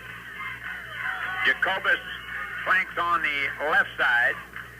There's Jerry Thranis going right side, cranks the pass up. Intercepted, I believe. At the 31-yard line by Terry Langley. On the 31-yard line.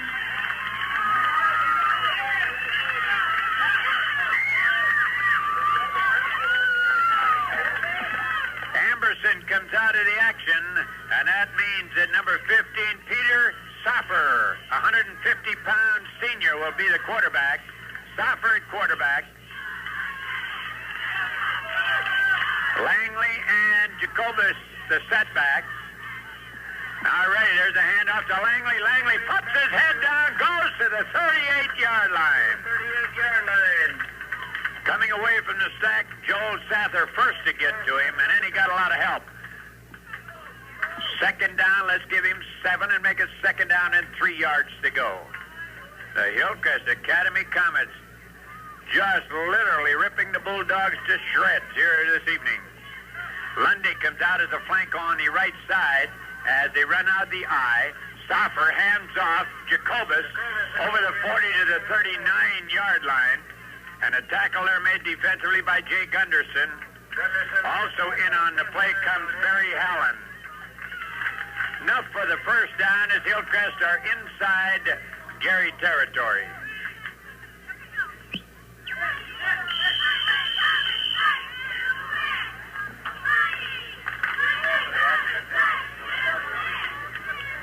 Sandine coming up over the ball. Once again, they flank right side. Out of the deuce again against a 4-man front. Stoffer barks out the signals. Hands off Langley, and Langley is hit on a good tackle at the line of scrimmage. A tackle made by Barry Hallen. Allen on the tackle. Second down and 10 yards to go.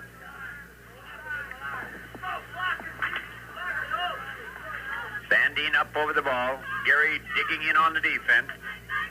Flank comes right with Lundy. Stoffer underneath. Stoffer pitches back. Jacobus turns the outside, cuts back in, fights away from one, bumps off another, and goes to the 32-yard line. Buckholz is there. Brian Thordahl is there. Thordahl and Buckholz on the tackle. That'll be third down and a long 2. 38-0, the Comets waltzing out in front. Up over the ball as Lundy flanks right. They set up in a deuce this time. Jacobus and Langley, the two deuce men. Stoffer drops back to throw. He fires it downfield. Incomplete. We had a little bump in there between Lundy and Buckholz. But about even Steven, it went incomplete.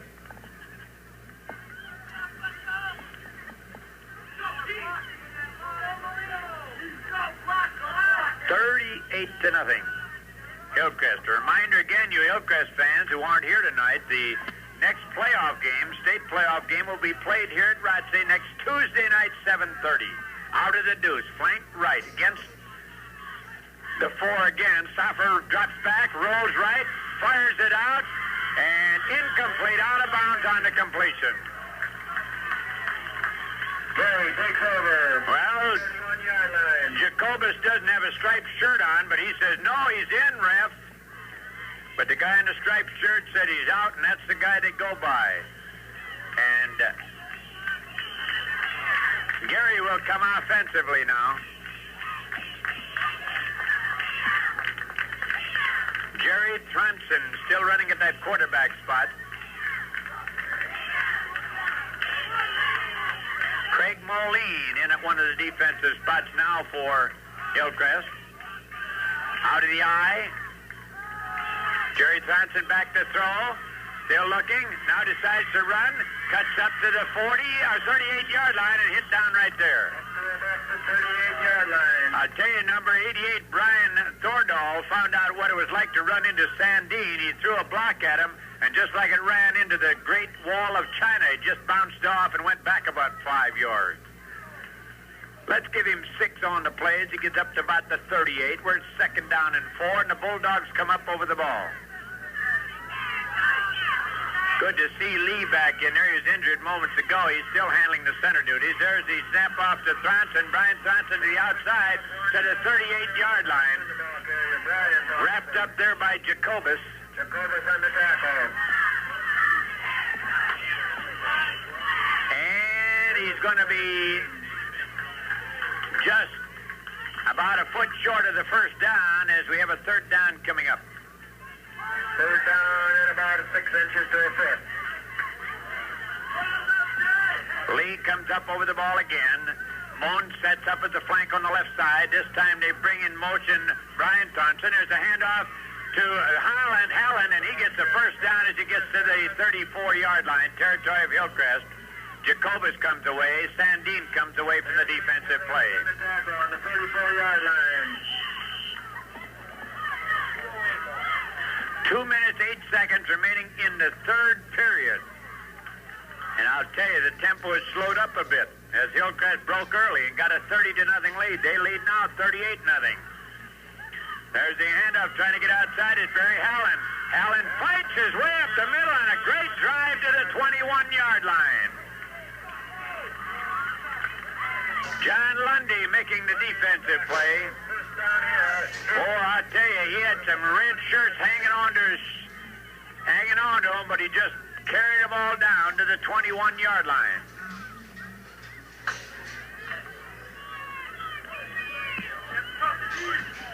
Up over the ball. Let's see how they set. They go deuce, flank right. There's your hand. Oh, was there some popping that time? And the ball is fumbled, and Langley will come off the ball. Langley comes away with the ball, and Hillcrest take over at their 20-yard line.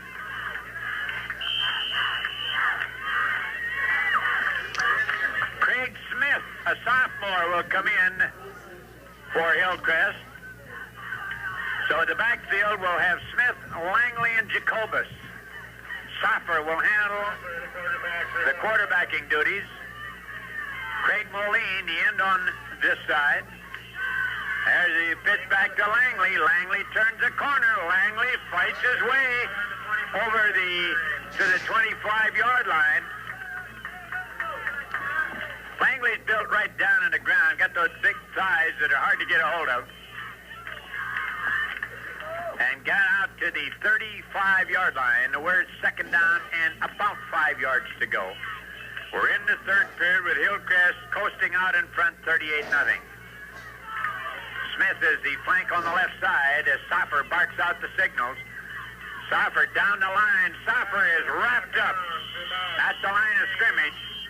And the guy who comes off the bottom of the stack, I'll bet it's a Sather. Number 74 is Joel Sather again. He has had a bundle of them. He got the first contact and then was helped by Barry Hallen. Third down and about 5 yards to go. Agassiz Valley Conference playoff between the North and the South. Hillcrest won the South along with Lake Park, but Hillcrest had beaten Lake Park, so they're playing here. And there's the end of the third period with the score. Hillcrest 38, Gary nothing. We go back for this word. Be ready for unexpected expenses with Checking Plus from the First National Bank of Fergus Falls. See AA Western and Luggage Shop in Fergus Falls for comfortable, great-fitting Western boots for the whole family. Their boots are made for walking. For low-cost, 24-hour processing service on your films, bring them to the Photo Center in downtown Fergus Falls featuring expert Kodacraft processing. H&L OK Hardware in Fergus Falls, your complete locally owned hardware store, is also your headquarters for quality gilt-edge paints with an unlimited color selection and quality second to none. 1250 KBRF. This is, it's 1 minute past 9 o'clock at KBRF in Fergus Falls. Well, we're back again as Hillcrest comes up over the ball. They flank Craig Smith on the left side as Soffer now handles the quarterbacking duties. Soffer rolls, fires a pass out, complete to John Christensen. Christensen is hit down as he gets to the 40-yard line. Buckholz making the stop on him. First down. First and 10 Hillcrest as we open the fourth and final period.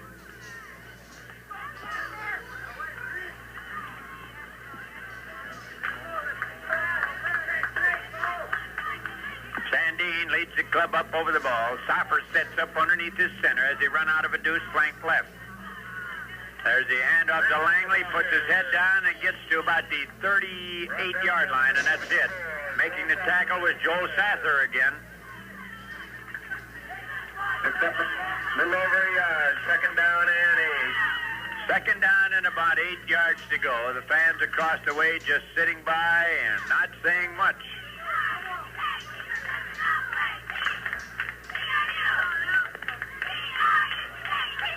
Now ready as Hillcrest come up in a flank on the left side out the deuce.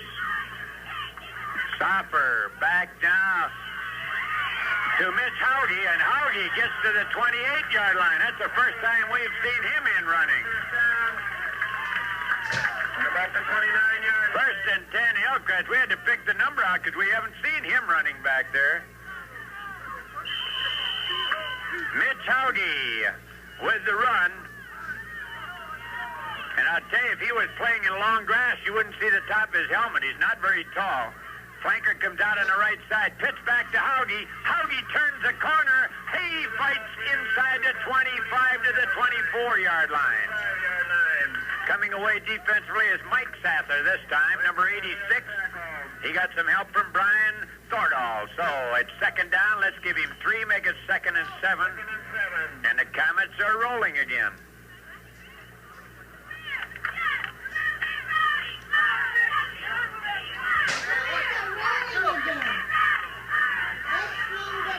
All right, flank right again. Stoffer barks him out, drops back to throw. He looks, he fires it out, nobody's looking for it. It's incomplete. Mitch Hauge was supposed to be out here for the pass, I'm sure, on the screen, and the 3 linemen were down here. They were heading for touchdown territory, but no one there to catch the pigskin. It's incomplete. 3rd and 7.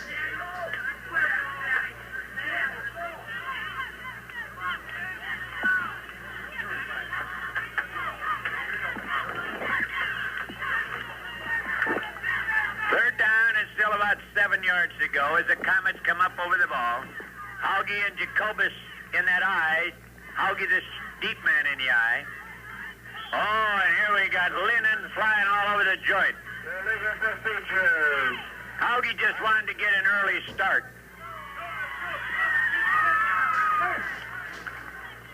$38-0, Hillcrest lead it.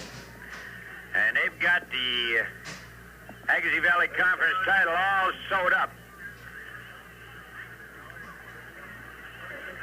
Stoffer looking at the down, his 3rd down, and he's got 11 yards to go.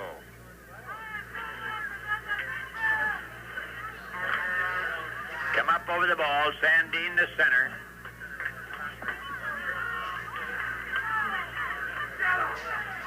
All right, ready to go. They bark him out. Sandine, or Stoffer back to throw. Whips it up. Incomplete. Brian Thordall tried to short hop it for Gary at about the 15-yard line, but couldn't get the handle on it. With the score 38-0. Hillcrest leading it. Hillcrest asked for a timeout, and we're going to go back and listen to this. Visit Interstate Service of Fergus Falls for all your farm equipment needs, where service is the most important word in their business. Where do you go when you need tires? Firestone of Fergus Falls, of course. Since higher costs lead to higher rates, Otter Tail Power Company of Fergus Falls urges their customers to use electricity wisely. It's too valuable to waste. The game here on Tuesday night, the next playoff game, the Rothsay Tigers still have 1 game left as they'll be out to Arthur, North Dakota on Thursday night. Game time 7:30. That will be on KBRF radio. I formation, Smith flanks right. Stoffer, the quarterback, as Mitch Hauge goes in motion. He passes over to Smith. Smith looks. He fires downfield wide open. And I'll tell you, Craig Moline went down about the 3-yard line. He did a little pirouette, turned around about 3 times, forgot to run downfield. The pass was there, but he did not keep going.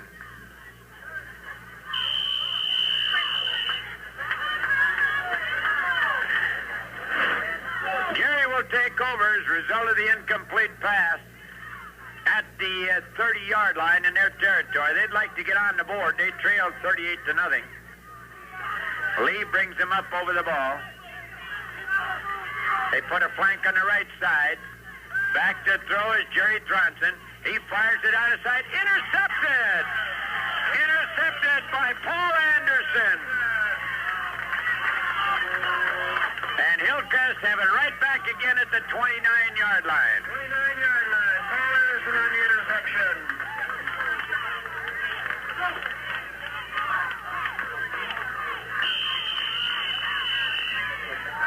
Peter McKnight coming in, replacing John Christensen in the Hillcrest lineup.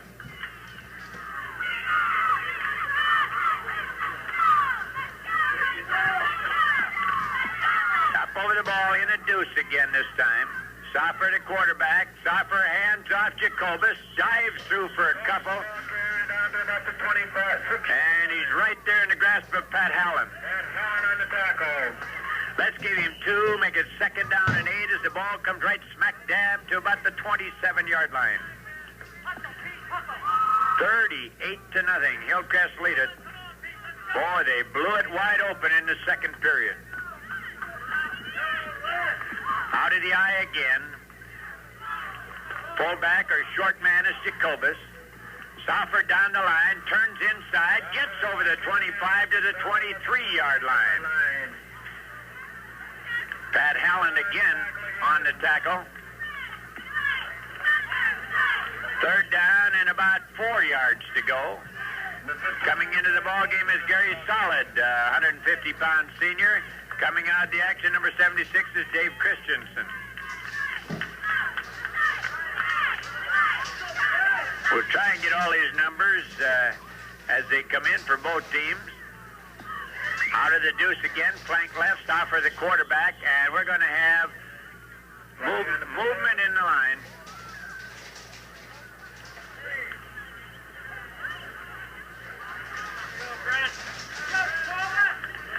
Jacobus coming out.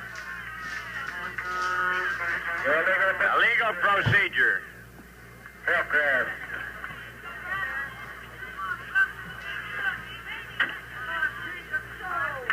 Brings up 3rd down and 9. 3rd down and about 9 yards to go for Hillcrest as we're well into the 4th period now. Coming up over the ball, number 30, Paul Anderson. In there now as he runs it one to setback or running back spot. Soffer hands off Anderson, puts his head down, fights away from one, gets to the 25, and that's it. Anderson the back there. Brought down by Brian Thorndorf. John Lundy coming in.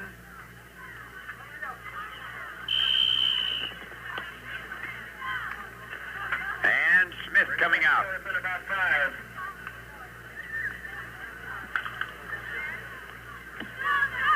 Lundy splits that on the, or flanks that on the left side. There's a little pass him. Here's a flea flicker off to Mitch Hauge. Hauge spins and turns inside to the 15. Down to about the 15-yard line.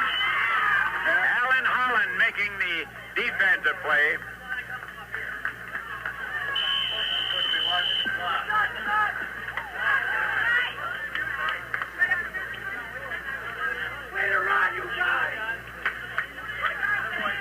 First and 10 is the ball now on the 15-yard line in the territory of the Gary Bulldogs. Just a matter what the final score will be. Soffer down underneath. Soffer rolls right. Soffer fires it up, pass deflected. By number 86. Knocking the pass away was Mike Sather.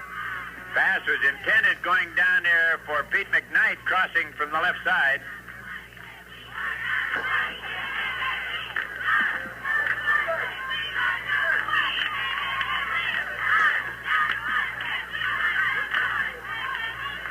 All right, Hillcrest coming up over the ball. Mitch Hauge now the short man in the eye. Anderson the deep man as they flank right side. Soffer barks them out. Soffer dropped the ball, picked it up, flag on the play, cast the ball down, nearly intercepted. Flag on the play. Illegal procedure assessed against Anderson.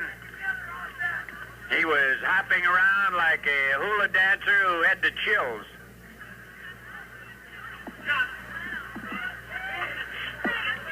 .38 zip.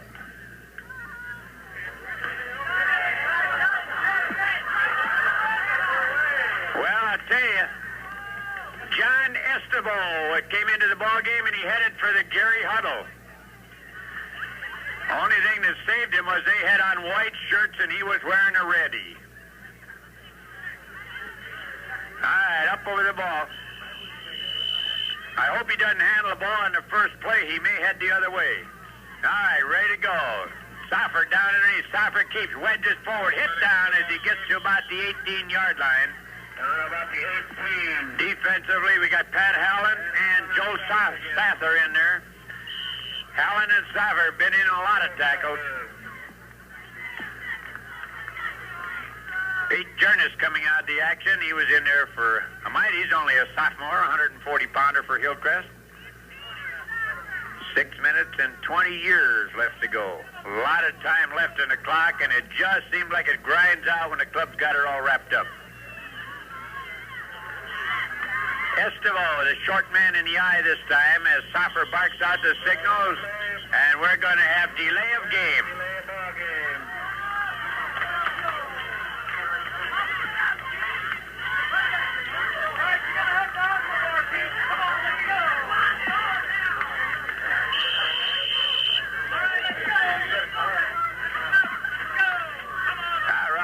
Hillcrest up over the ball, 38-0. They lead it.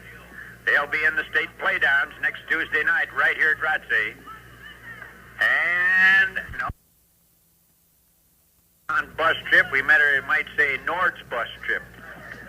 The Rotsey Bus Company. All right, ready to go. As Soffer sets down underneath his center. Rolls back, looking for someone. Fires it down and right into the concession stand.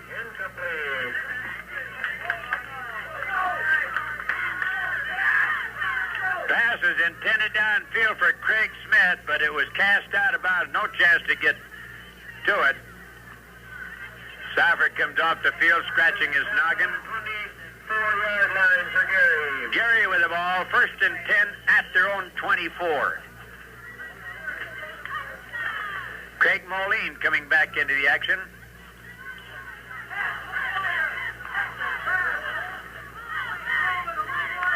Number 88, Dan Brew in the ball game for Hillcrest. Running a 3-man front now.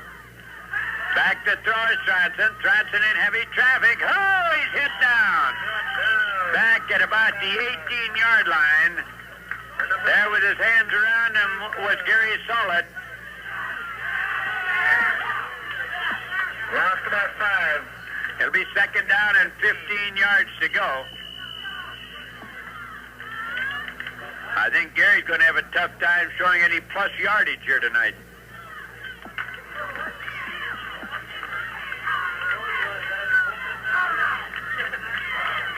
Kevin Patch in the ball game for Hillcrest. Back to throw is Jerry Tronson. Screen pass off to Brad Howland. Down the sideline. Oh, he's at the 30. Oh, good tackle at the 30. Well, not quite the 33-yard line. Moline prevented the touchdown. About on the 28-yard line. 29-yard line. Craig Moline, 140-pound sophomore, saved the touchdown. And they stay down at the 34.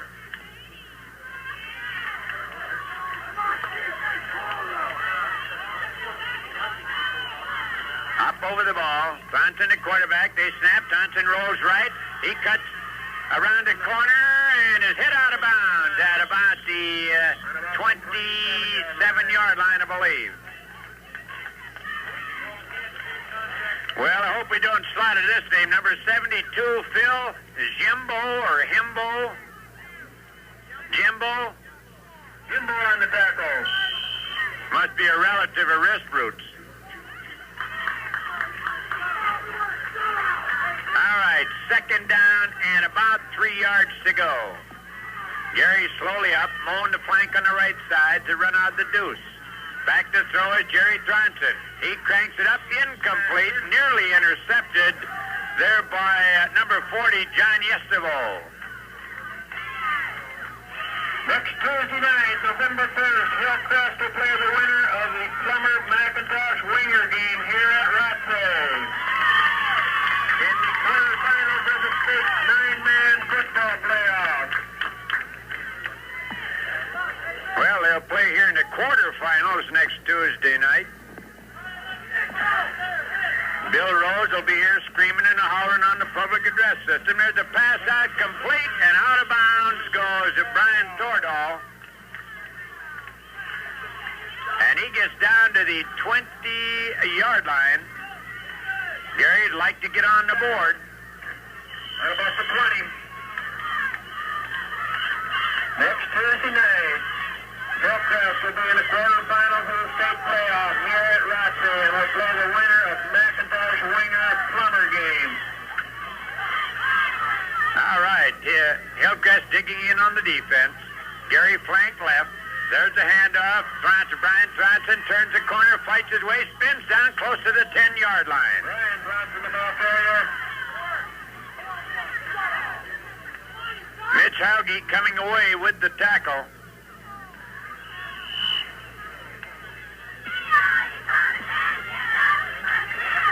Second down and about a yard. Second down at about the 11-yard line, where it'll be second and a yard to go.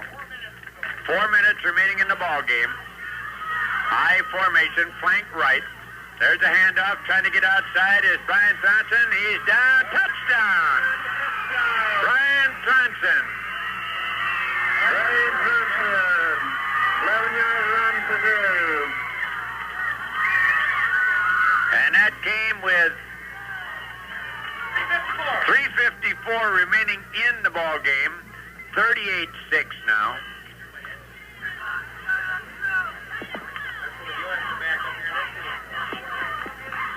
Well, we're ready. Out of the deuce this time. Tronson rolling. He's looking. Now he comes back, falls down, no good. He could not turn the corner, and it's 38-6. Hillcrest leading it with 3:54 to go in the ball game.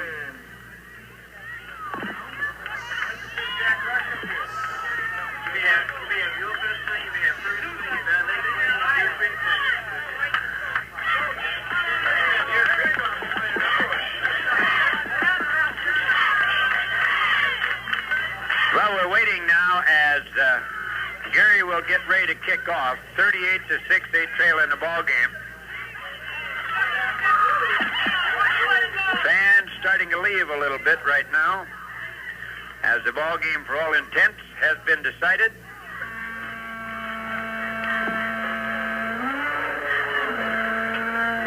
If you don't recognize the voice, it's Bill Rose speaking.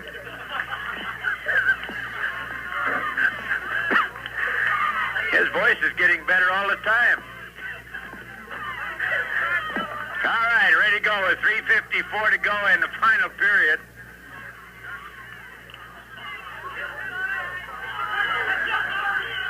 Sounds like he must have been a speech major.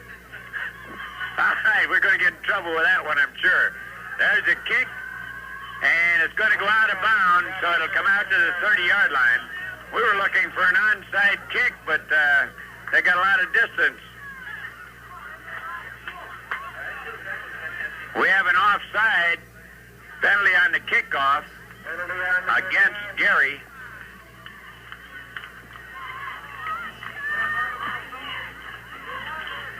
And Hillcrest's going to take the ball right at the 30.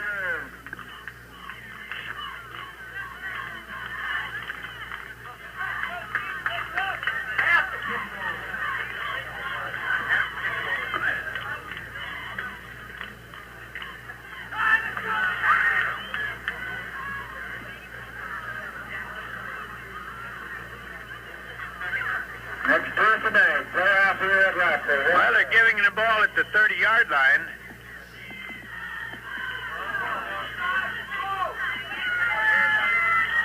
They run out of the eye, and new quarterback in there for Hillcrest, and he throws a bomb incomplete. It was the Intended downfield for Cuma, and they've got a new quarterback, number 40, John Estevo.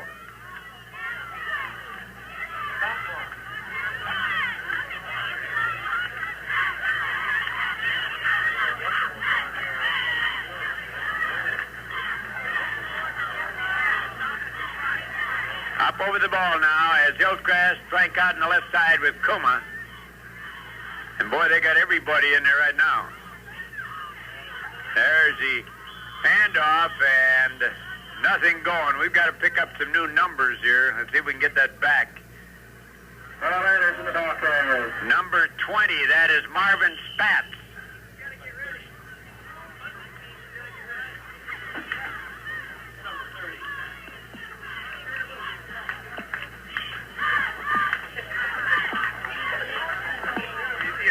Sitting down here.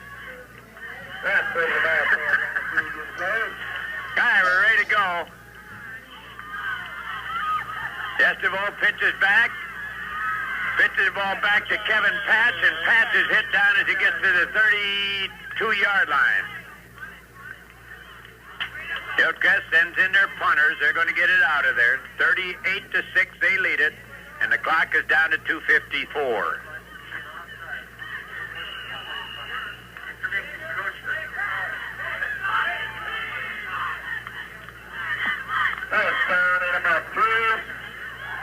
Okay, it's fourth down and about 3 yards to go. Hillcrest coming up over the ball. The official looking at his watch. He thought he might have a delay. Cuma will do the kicking. Ready to snap is good. The kick, end over end kick, a lot of leg, and it goes into the end zone. It'll come out to the 15. Brought out to the 15.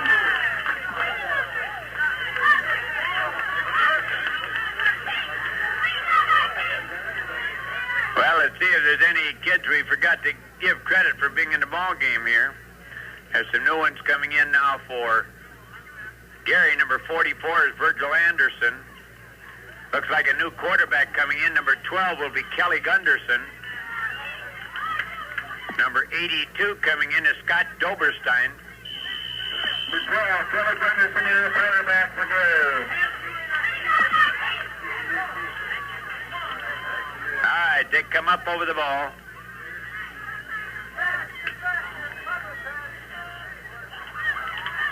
And it's the handoff first man. That is Terry Hallen, and Hallen gets all the way up to the 25-yard line. Tackle made defensively by Kevin Patch. Over the 25 to the 26-yard line.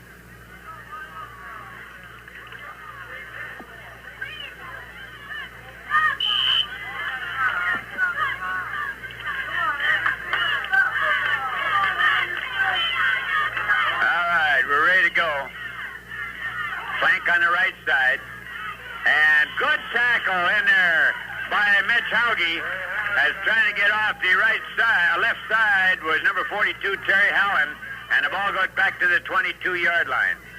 Mitch Hauge on the tackle. Hauge.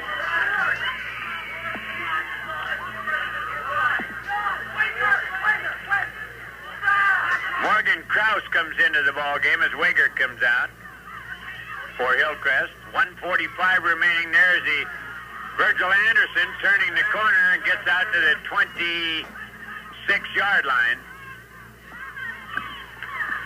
Number 32 coming in is Kevin Simonson. Hauge coming out.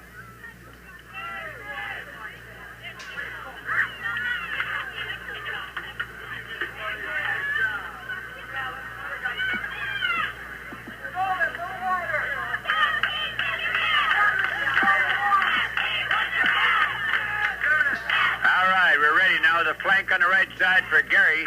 Rolling right is Gunderson. Gunderson turns the corner. Whoa, as he pops good at the 30-yard line by Paul Anderson.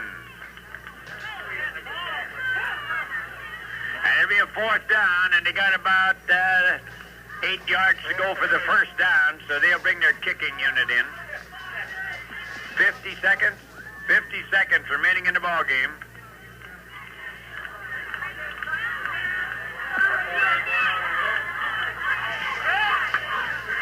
back in punt formation is Jerry Tronson. Ready, the snap is good. The kick, he gets it end over end away, bounces and rolls down to the 10, 5, and down at about the 2-yard line. Moen down there to touch it down, and Hillcrest will have the ball at about their 2-yard line. Well, let's get some of these other kids coming in. Number 32 is, or number 60 is Bob Ranstead for Gary. Number 36 in the ball game is Randy Chisholm.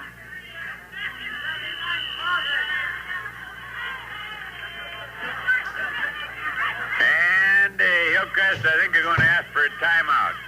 Okay, Hillcrest leading at 38-6. Ask for a timeout, and we go back and listen to this.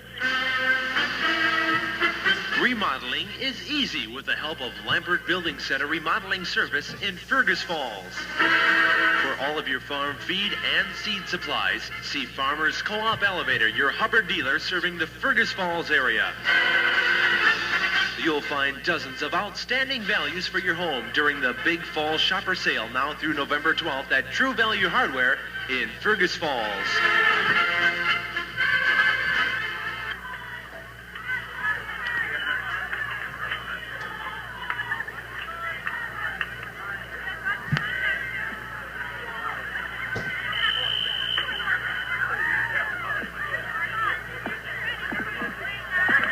Back again as the fans have been leaving here with this game pretty well all wrapped up by halftime. Hillcrest out in front here, 38-6. They led 30-0 at the halfway mark. They're counting off the time. There it is. Hillcrest win it 38-6. We'll be back after this word.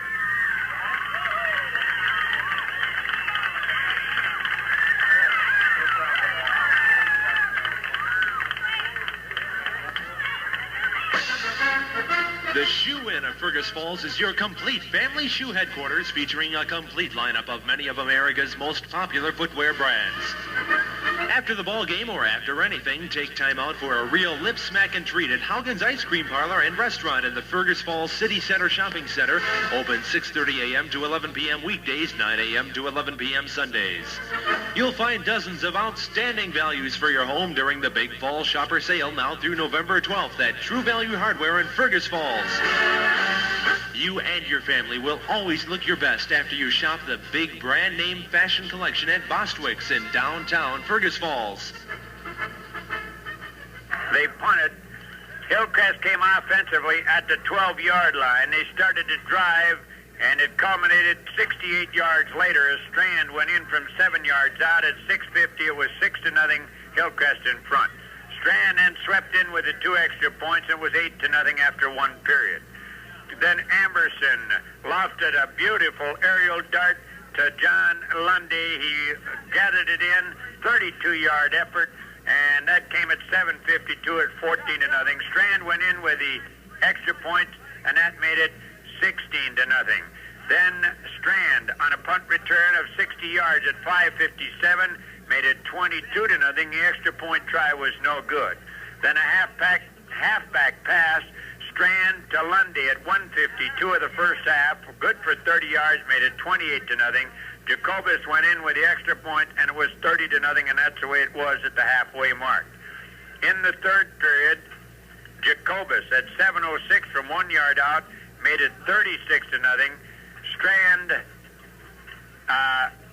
put him in again with the extra point, made it 38-0, and that's the way the third period ended.